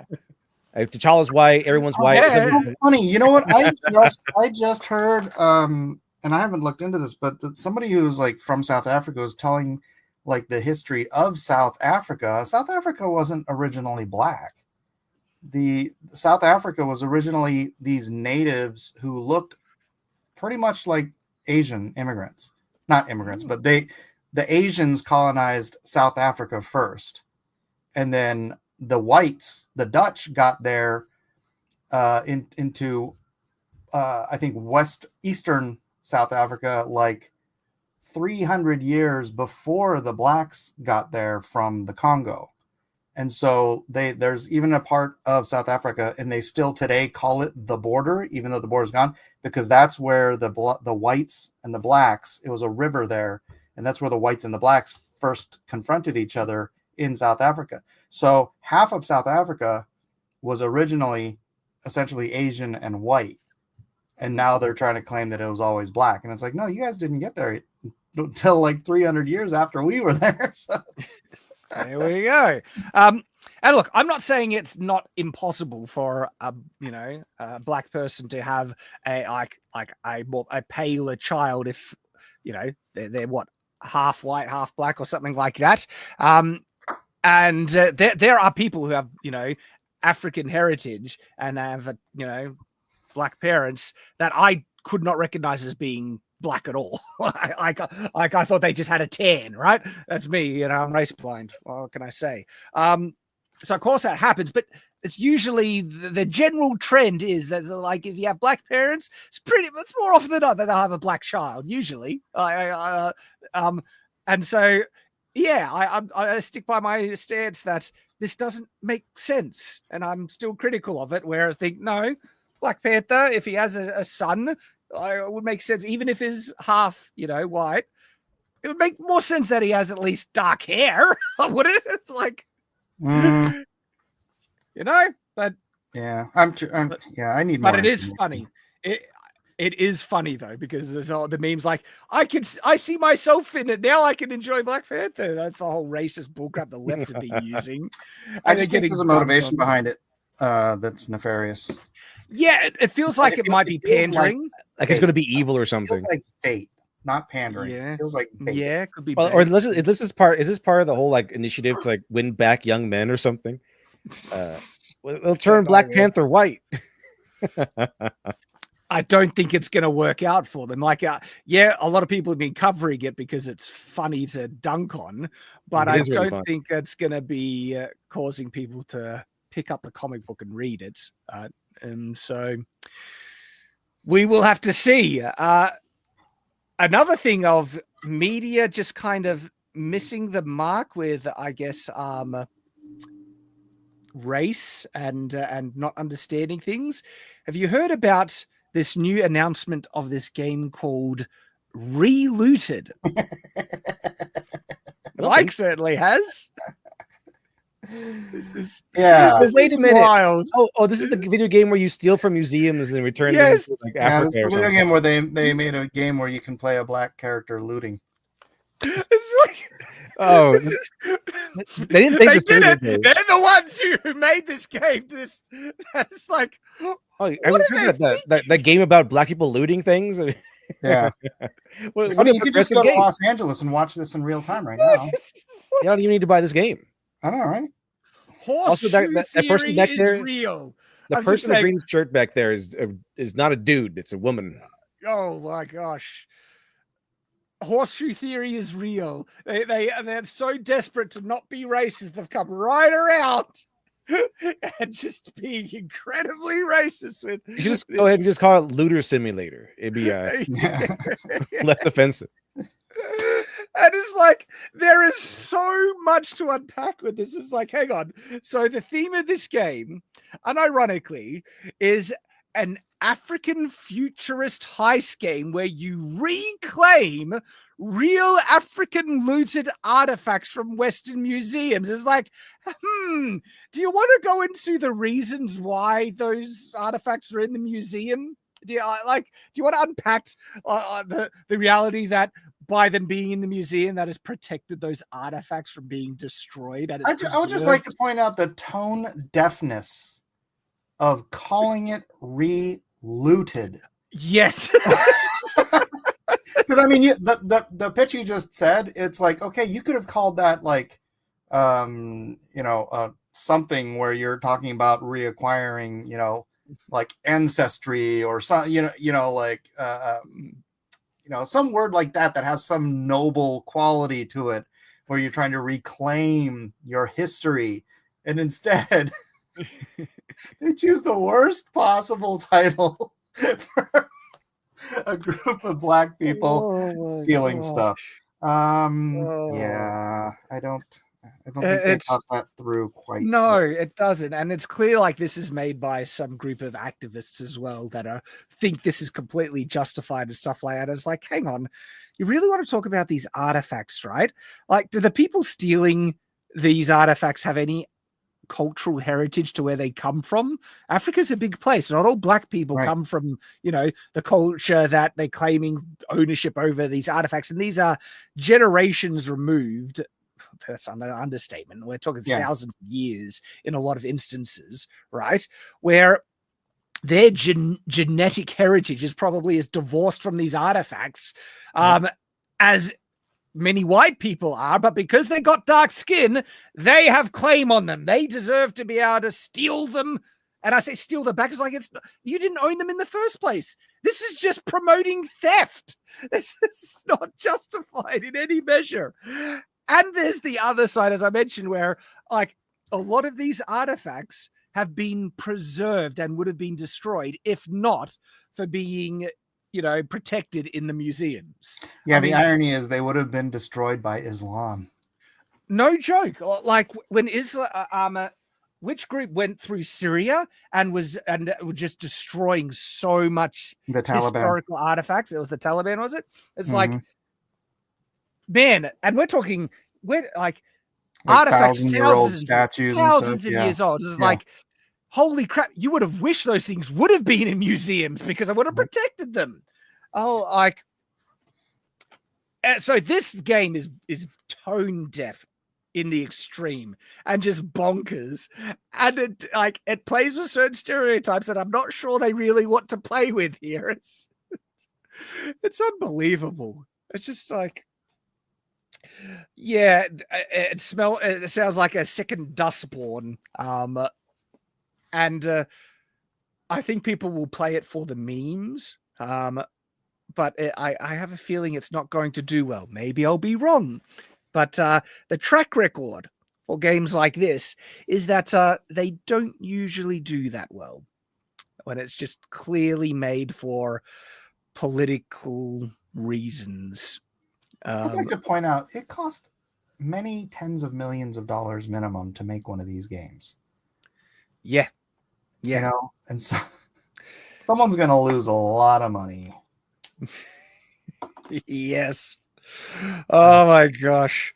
And actually I want to go back to that announcement because I think some of the replies in the under the tweet were quite funny. So because Drinker reposted that was funny. Yeah. So this is we might recognize a number of the faces underneath this one here. Because this is the trailer, we won't bother watching it. But this is Relooted. I was like, hey, Dan Vask. Good to see you, Dan.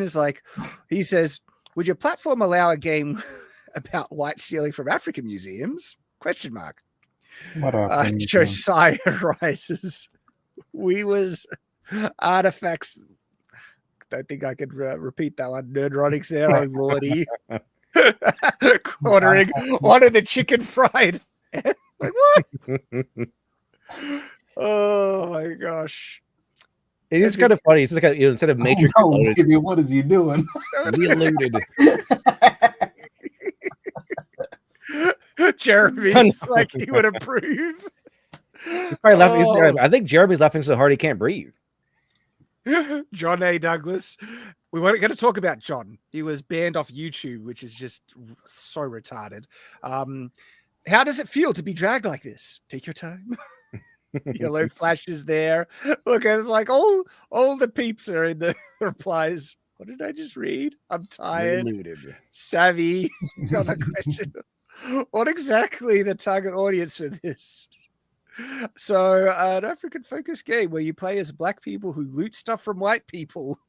Like, oh dear, it's art becoming reality, or the other way around. Oh my gosh, that is funny and just on so many levels. It'd be really funny because there was a store being looted, and it was pretty much all black guys last night, which I don't understand since this is supposed to be about immigration. But so in LA last night, it was like this store. It would be funny to take that video and do this voiceover for this game. It's like just put the audio track of the game over the real looting. Oh my gosh. So talking about John A. Douglas appeared in the tweets, that one here. And so John is an indie author. Okay. And he also explained a bit because I think he was the one that posted the video of him going through Target bookstore showing that it's all romantic slop and stuff. And so he seems like a decent dude, does good work, right? His YouTube channel completely nuked just recently. So turns out this is what I have heard. Okay. Why it got banned. For ban of evasion.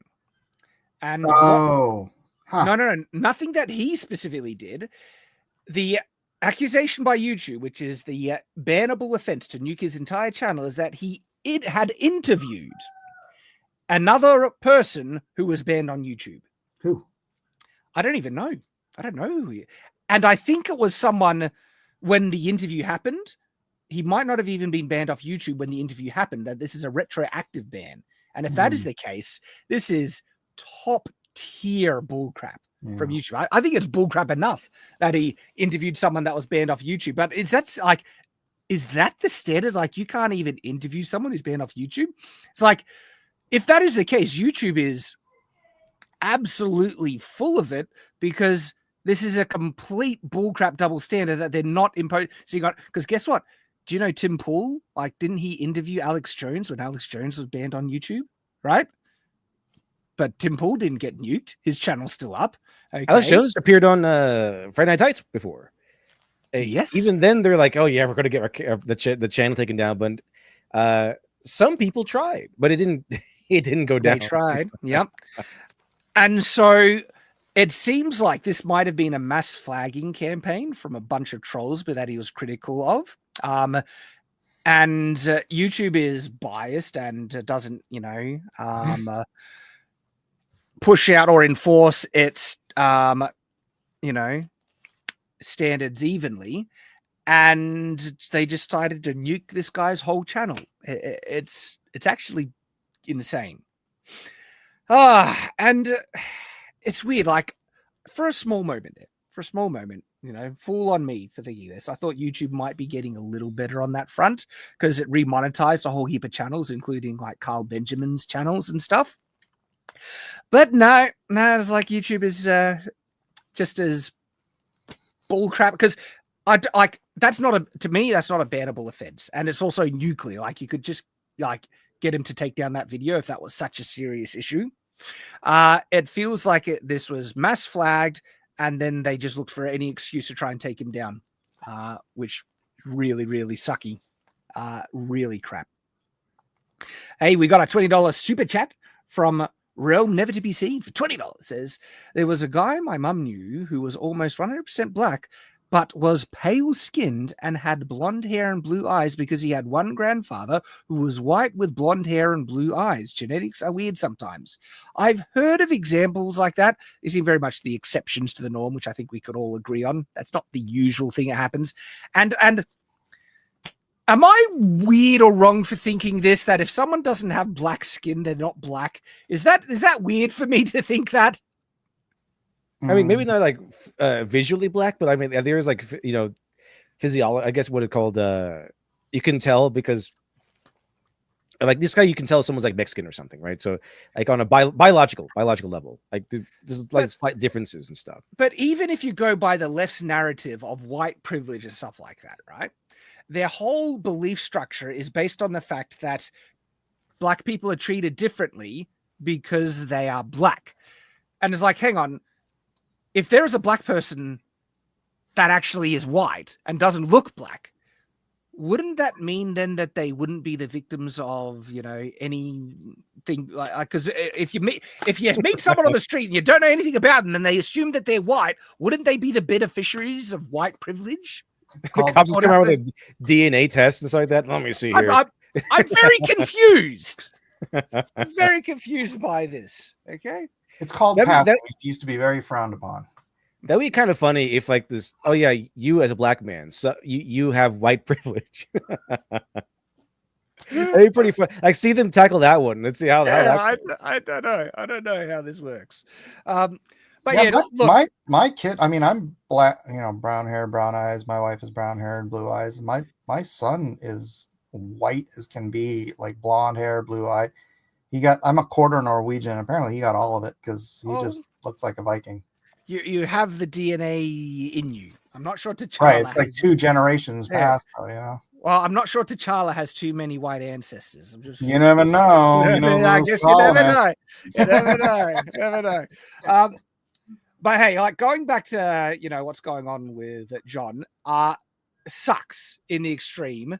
And so I retweeted him trying to get YouTube's attention, but like and this was when he didn't really know the exact reason. And now that the exact reason is being shared about, it's just another one of those insanely bullcrap reasons. Yeah. So yeah, YouTube is still YouTube. We are that's where that is. You know, I hope something happens and he gets his channel back. He's got his other platforms. He's on Twitter. You can follow him there. That's kind of where that is at the moment. Okay, so I thought this was funny. Have you guys seen these? Hang on. I might need to reshare it. So stop sharing because this one has audio. But have you been seeing the AI selfie videos? I think you have. Yeah, the Stormtrooper They're fantastic. Yeah. I love the Stormtroopers. The Bible ones or the Stormtrooper? Bigfoot. Both. Big Bible ones. All of them. I cannot wait. Wow, there's that echo again. For the Star Wars fan-made AI movie. Yes. They're going to be so much better than. This is proof of concept that fan films made with AI are 100% viable and on their way. Because what kind of shocks me is the fidelity of the Stormtrooper armor. It actually looks solid. Like one of the things that AI struggled with is solid objects looking solid. Sometimes they would look a little made out of jelly at times. But if we watch some of this, right, there'll be an echo on me. But it's just... Boys, orders just came in from Vader's bitch ass, and me and Greg are headed to Endor. Forest mission, easy terrain, little recon work. Should be chill. Okay, Greg, I'm telling you, I've seen like 5 of those little teddy bear looking things. One of them had a spear. Well, guess they were real. What happened to you, Mike? I thought you were joking. I have no idea. Oh, you're back. Oh, now it's gone again. I don't know what's going on with you, Mike. You drop it out. Just play it. Just play. I in a tree hammock because of you, Greg. We got out. Greg chewed through the net like a psychopath, and now the teddy bears are chasing us. They're throwing things. Greg, why are they so... So, like, this one, I think it's easy because it doesn't need to do too much lip sync, but the lip syncing is getting better as well. But what's impressing me is how the Stormtrooper armor actually looks solid. And now the echo's gone. Sorry, guys. It's this weird thing when I want to share audio. That's what's impressed me about this is how solid that armor is. But then there are other AI ones being made with. You've seen the Bible ones, Dev? Oh yeah, definitely. The Bible ones, as far as I've seen, the Bible ones are fun and they're kind of more or less story accurate considering the circumstance, and they don't really seem any very mean spirited at all. It's just kind of a fun way to go over the Bible story real quick. It is really funny because, like, all right, guys, we're running from Pharaoh's soldiers here. Yeah, those are good. It's fun stuff. It's great. Now, what I find kind of weird, right? There seems to be nowhere near the hate to AI videos as there is to AI art. Why do you think that is? I guess like the videos are kind of more like memes, and people don't really care about AI memes either. So it does the videos kind of have more of like a meme pass, I guess you could say. That also, I don't think there's not as many normies in the industry afraid of it taking their jobs, whereas with artists, no, there are people. Yeah, but like in the industry, but in the industry, I think it's more. It's right here. Yeah, right? But what I'm saying For is, an like, artist, if I want to make a 2D piece of art, it's right here. I'm doing this thing. When you're in the 3D world, you're already making a bunch of 3D stuff digitally and all that kind of stuff, and it's like there seems to be something less visceral about doing something like real here versus like just telling AI, hey, I want a illustration in Mike Miller style of Wolverine fighting the Hulk, and then it squirting something out.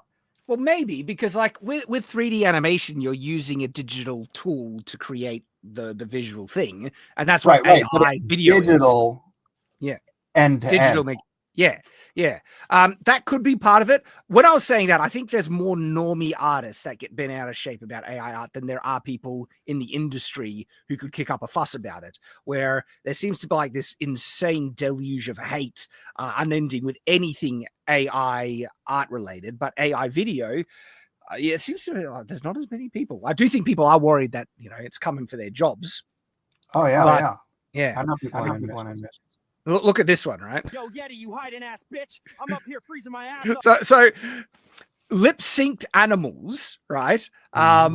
This would be so difficult to make traditionally, like, and I'm the ready fact. to stomp your fluffy face in. Oh, they're Quit swearing playing in hide this and seek one. fight. Bring your punk ass out and let's throw down. Welcome to my shit show.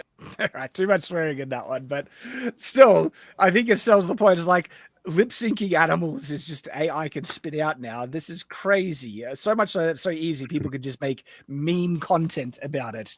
And the fact that they're being able to make some short films, it's getting better and better. Yeah, fan made stuff is just on the horizon. This is not far away now. Dude, we'll and that audio, it's like a week old. It's like 2 weeks old, something like that. Yeah, like it hasn't. These tools haven't been around for long, and this is the stuff people are already making. Oh wow! And I think they're fun. I'm Oh yeah, I love these. I love these little videos with the Bigfoot, the Star Wars ones. The Bible stories have been hilarious to see. Yeah. And like, I actually think this is how we're going to get some of the actual live action adaptations that we've been wanting for years. Fans are going to make it, and they're going to make them actually decent. So Wheel of Time, a proper Wheel of Time adaptation. I reckon the fans will make it, and AI will enable it. Hell yeah. Yep. That'll be interesting. The scariest thing for the mainstream, right? It's probably the scariest thing if like fans have access to make it's maybe like wonky, janky kind of like AI movies, but make them in a way that the fans, the actual property, like better, because then they lost control. They lost a monopoly over what is supposed to be a direct adaptation. They would have lost the control. Yep. The issue then will be with the IP holders, if they will allow it or not. But it's the internet. You can't stop it. People will just share it through other means if it's that good. If the IP holders were smart, they would just monetize it. They would just say, we own the IP. We're going to claim monetization on this video. And I have a feeling that some of the people that make, like, if these fans are just making it, a lot of them are just making it for the love of it, and they don't really care about getting paid. They just want to share it out there. And I think that'd be fine with the IP holders monetizing their fan arts and stuff and fan videos and things, so long as people can still enjoy it. And it could actually end up being an additional revenue source to the IP holders that they would not need to invest or spend any money to produce. That's if they were smart. That's what they would do. They would encourage this type of stuff, right? But because a lot of Hollywood and IP holders are idiots, they're going to try and take it down under copyright laws. Like, how dare they make this type of stuff, which just, ends up harming the fan community. And, because people making fan art and including what will be fan videos, that just is a promotion on the IP. It just promotes it more and will increase sales if you embrace it. So if the IP holders are smart, they would actually be on board with it. We'll see, though, won't we? I don't think Disney's going to do anything about the Stormtrooper stuff or anything, because it's not massive. But when it gets to the point of people making actual films, what's the case? Because fans do make Star Wars fan films all the time. Yeah. Does Disney claim the ad revenue off this stuff? I don't know. They probably could. They have the right to. You can't technically make fan art and sell it. It's like it has to be for free, technically. And actually, but people do allow it. Because exactly. But that's actually the reality. A lot of people don't realize fan art is technically in breach of copyright. Yeah. But the IP holders would be so dumb to enforce that. It'd be really stupid, horrible business move. Yeah, like, because look what Mike is doing. Mike is doing a fan art of an intellectual property. Looks great, by the way. It's promotion. That is just free promotion for these Marvel characters, right? It is technically breaching copyright. Technically, You're not allowed to make that without a license from the IP owner, and especially even selling. I could make it. I just no, wouldn't be allowed to actually, sell it. no, even making it under. I've looked this up. I've had to look it because I'm an IP holder and also the AI stuff and everything. I've researched this.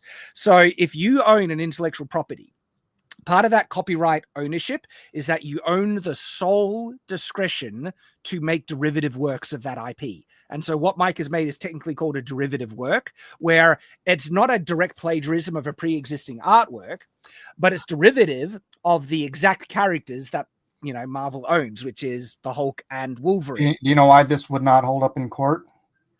I'm interested. Why do you think it wouldn't? Because Marvel made this sketch cover for the express purpose of people drawing their characters on these. Yeah. Okay. If they have an allowance, like a provision that allows people to do it, that's fine. But generally, if there's no allowance like that, anyone who makes any derivative work of an IP without a license is in breach of copyright. Because only the copyright owner has the right to make derivative works. And so, like, Dalen, that is a set design of the character that I made. And so if you don't transform that design or change it or make a unique character that looks similar but different, right? You can't reproduce that design of that character without a license, legally speaking. Of course, people make fan art of my, stuff, and I love it. I would never enforce it, but under actual nuts and bolts copyright law, derivative works, yeah, you're not allowed to do it unless you have a license to. And so they could enforce their IP ownership, but they would be stupid to. As I said, I disagree. By the way, I've been saying what is the nuts and bolts of copyright law. I disagree with that law, by the way. I don't think, copyright IP owners should have the sole discretion to make, derivative works and therefore punish people who make fan art. I think fan art is brilliant. I love it. And I think it should be encouraged. And I think it benefits the IP holders overall because it's just free promotion. I think it's really good in that regard. But that is the reality. And when people start making fan films, I'm generally interested if the IP holders, enforce that on the Star Wars fan films that are made. I think it would look really bad for them. And that's probably why they don't, even though they could. That's Paramount tried that. I think it was Paramount or the people who own Star Trek, because they tried that when they got the rights and stuff like that. They tried here's the rules. No, I think they kind of restricted fan art with the fan films. You get to make one fan film. That's it. You could never appear again in another Star Trek fan film. It was insane, draconian restrictions. McFly, that's what parody law is, right? You can make one parody copy of something, but you can't make a series out of it.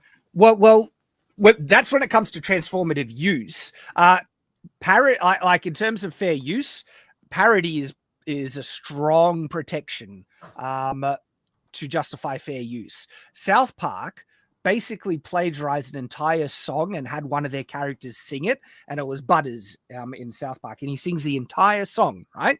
And they got sued for copyright, and they won under fair use conditions for it being parody.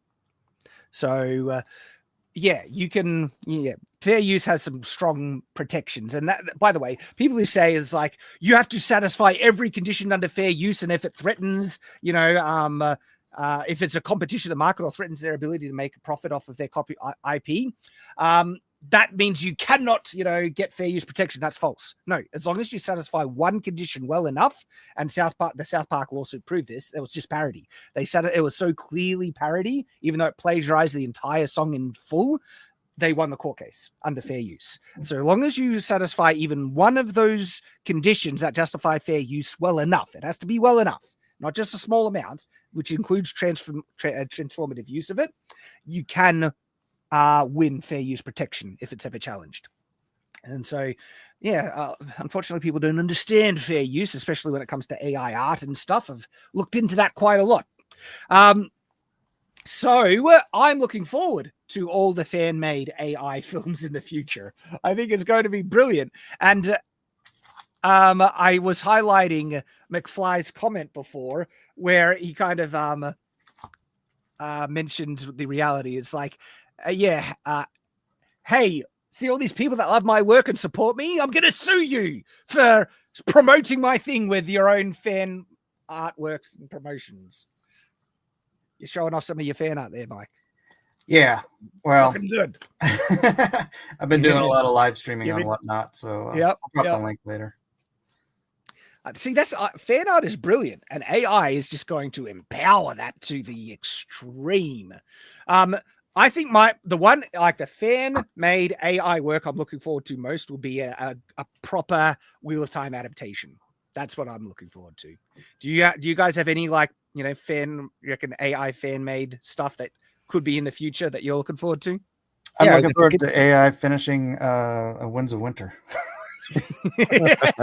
It's for George R. Martin. I just like the meme of we found another chapter of Gilgamesh before we got the final book from Game of Thrones. That is funny. Gosh. Oh my gosh. Future is gonna be wild, guys. No, but legit though, freaking good, like a good Star Wars movie, like maybe based off of Heir to the Empire or something, a trilogy based off Heir to the Empire. That's all I want. This is so much to ask. Yeah, like the entire expanded universe, Star Wars expanded universe. So it's possible now. It's possible. Oh, dude, like remember just like watching the cutscenes from all the old games, and you're just like, man. We could have so much great Star Wars if they just made this quality just in the full movie. Yep.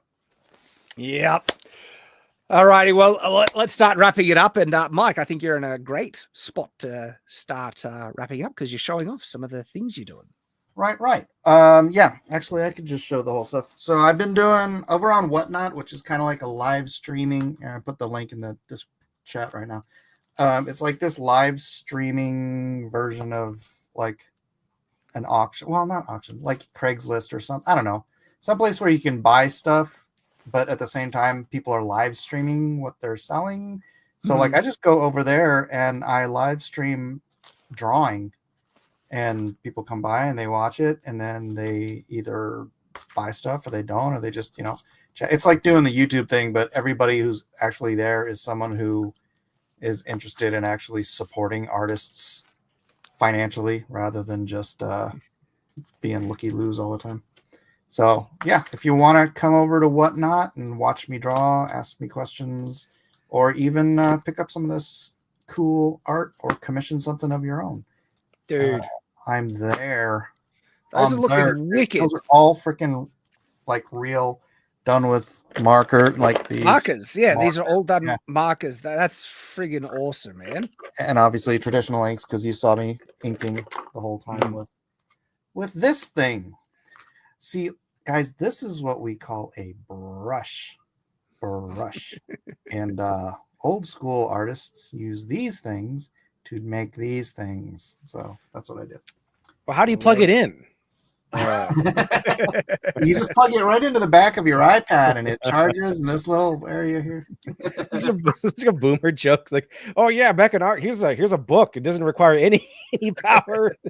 This here is called a quill. It's a piece of metal you put ink on. Pretty cool. That doesn't make any sense. That sounds like some sort of Nazi gobbledygook. Looks absolutely awesome, dude. That rogue one popped, man. Oh, this? Yeah. Yeah, I liked for a while I didn't have the background on it and it would just look kind of plain. So I'm like, Savage Land Rogue, I'm gonna throw the Savage Land behind her. So that's looking awesome, man. Check it out, guys. And Lit Dev, you got something to share, man. Yeah, finally getting some progress back. We work. My artist and I have been working really hard to make sure we got the nice the feel of everything right.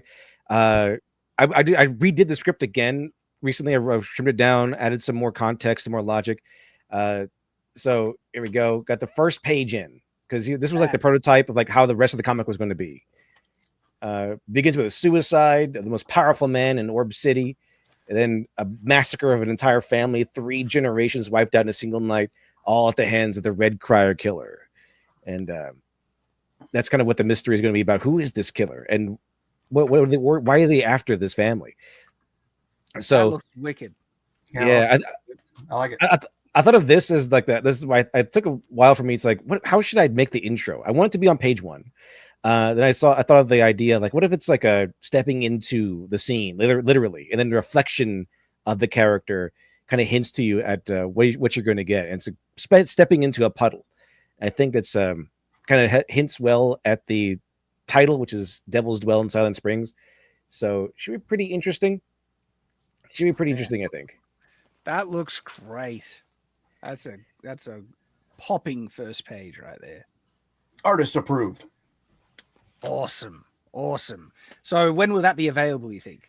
As soon as I get at least 2 more pages in, which should be coming up pretty quickly, because now this page is done. We know how to do it now, and then those pages can be used to finish the trailer I'm working on, and then boom, then I can finally launch it for real.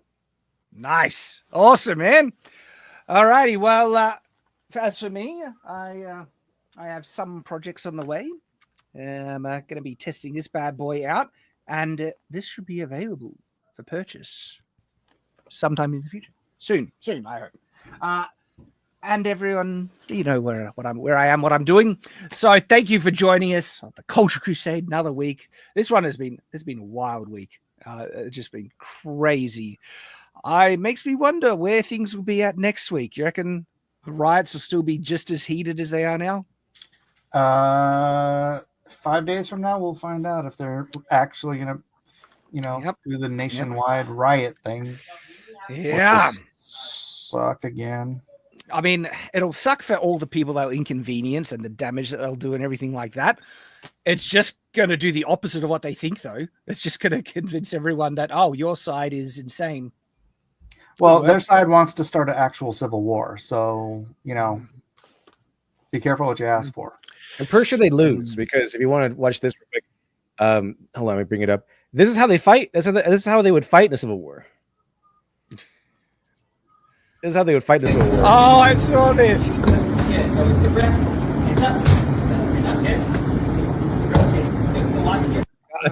This two will threaten me with a high five. I'm scared. So in case people don't know, this is a group of activists learning how to fight so they're ready to combat MAGA in the future. Now, here's the thing, though. People have said that if they just train enough, they'll get dangerous. But the thing is, if they were into discipline and working for things, they wouldn't be HWs in the first place. So either this is not going to work out, or it's going to be ineffectual. Mm-hmm. They're just not going to learn. They're punching like they need someone's consent to hit them. It's just not very intimidating at the moment. I don't understand why they're just all walking in a circle, hitting a bag at one time. At once. They're not even doing combos or anything. They're practicing like the whole they're kind of giving like this like timid self-defense technique where they punch you with the palm of their hand in your face, so it's like to kill you in one hit or something, like to get your nose. It is a pretty devastating attack, but they're not learning how to fight. They're learning how to like sucker punch you. This is like sucker punch training. I just saw that we actually have some super chats that we missed, so let's grab those. Michael Dunay for $5 says, not a popular film, but I love Dead or Alive. Corny and over the top, but a perfect adaptation of the game. I'm wondering my kind of movie. I like Dead Alive. You guys remember Dead Alive? No. It was one of Peter Jackson's first movies. It was sort of a zombie movie comedy. Mm-hmm. It was from New Zealand, I think so. Okay. Wait, Peter Jackson, New Zealand, right? Yeah. We got another one from Realm Never to Be Seen for $2. Says those blacks are called white passing. Yeah. There's some of them around. Alex Halo for $2 says it has the same voice as the Bigfoot AI videos. Yeah, I think it's like either it's an AI voice being made, or it could be the same guy making him. But if he is, dude, keep going. They're fun. I think they're great. And McSkittles, member for 1 month, says, because a member of Shadiversity for epic content explosively on Patreon. Okay. Yes, there is explosive content. Well, great content, I would say, on Patreon available for supporters of Shadiversity. And we got content coming out this week, an interesting discussion, actually, and as well other things. So people know where I'm at and what I'm doing. And thank you, everyone who has joined us on another Culture Crusade. And we will hope to see you next week. So, as always, stay on watch.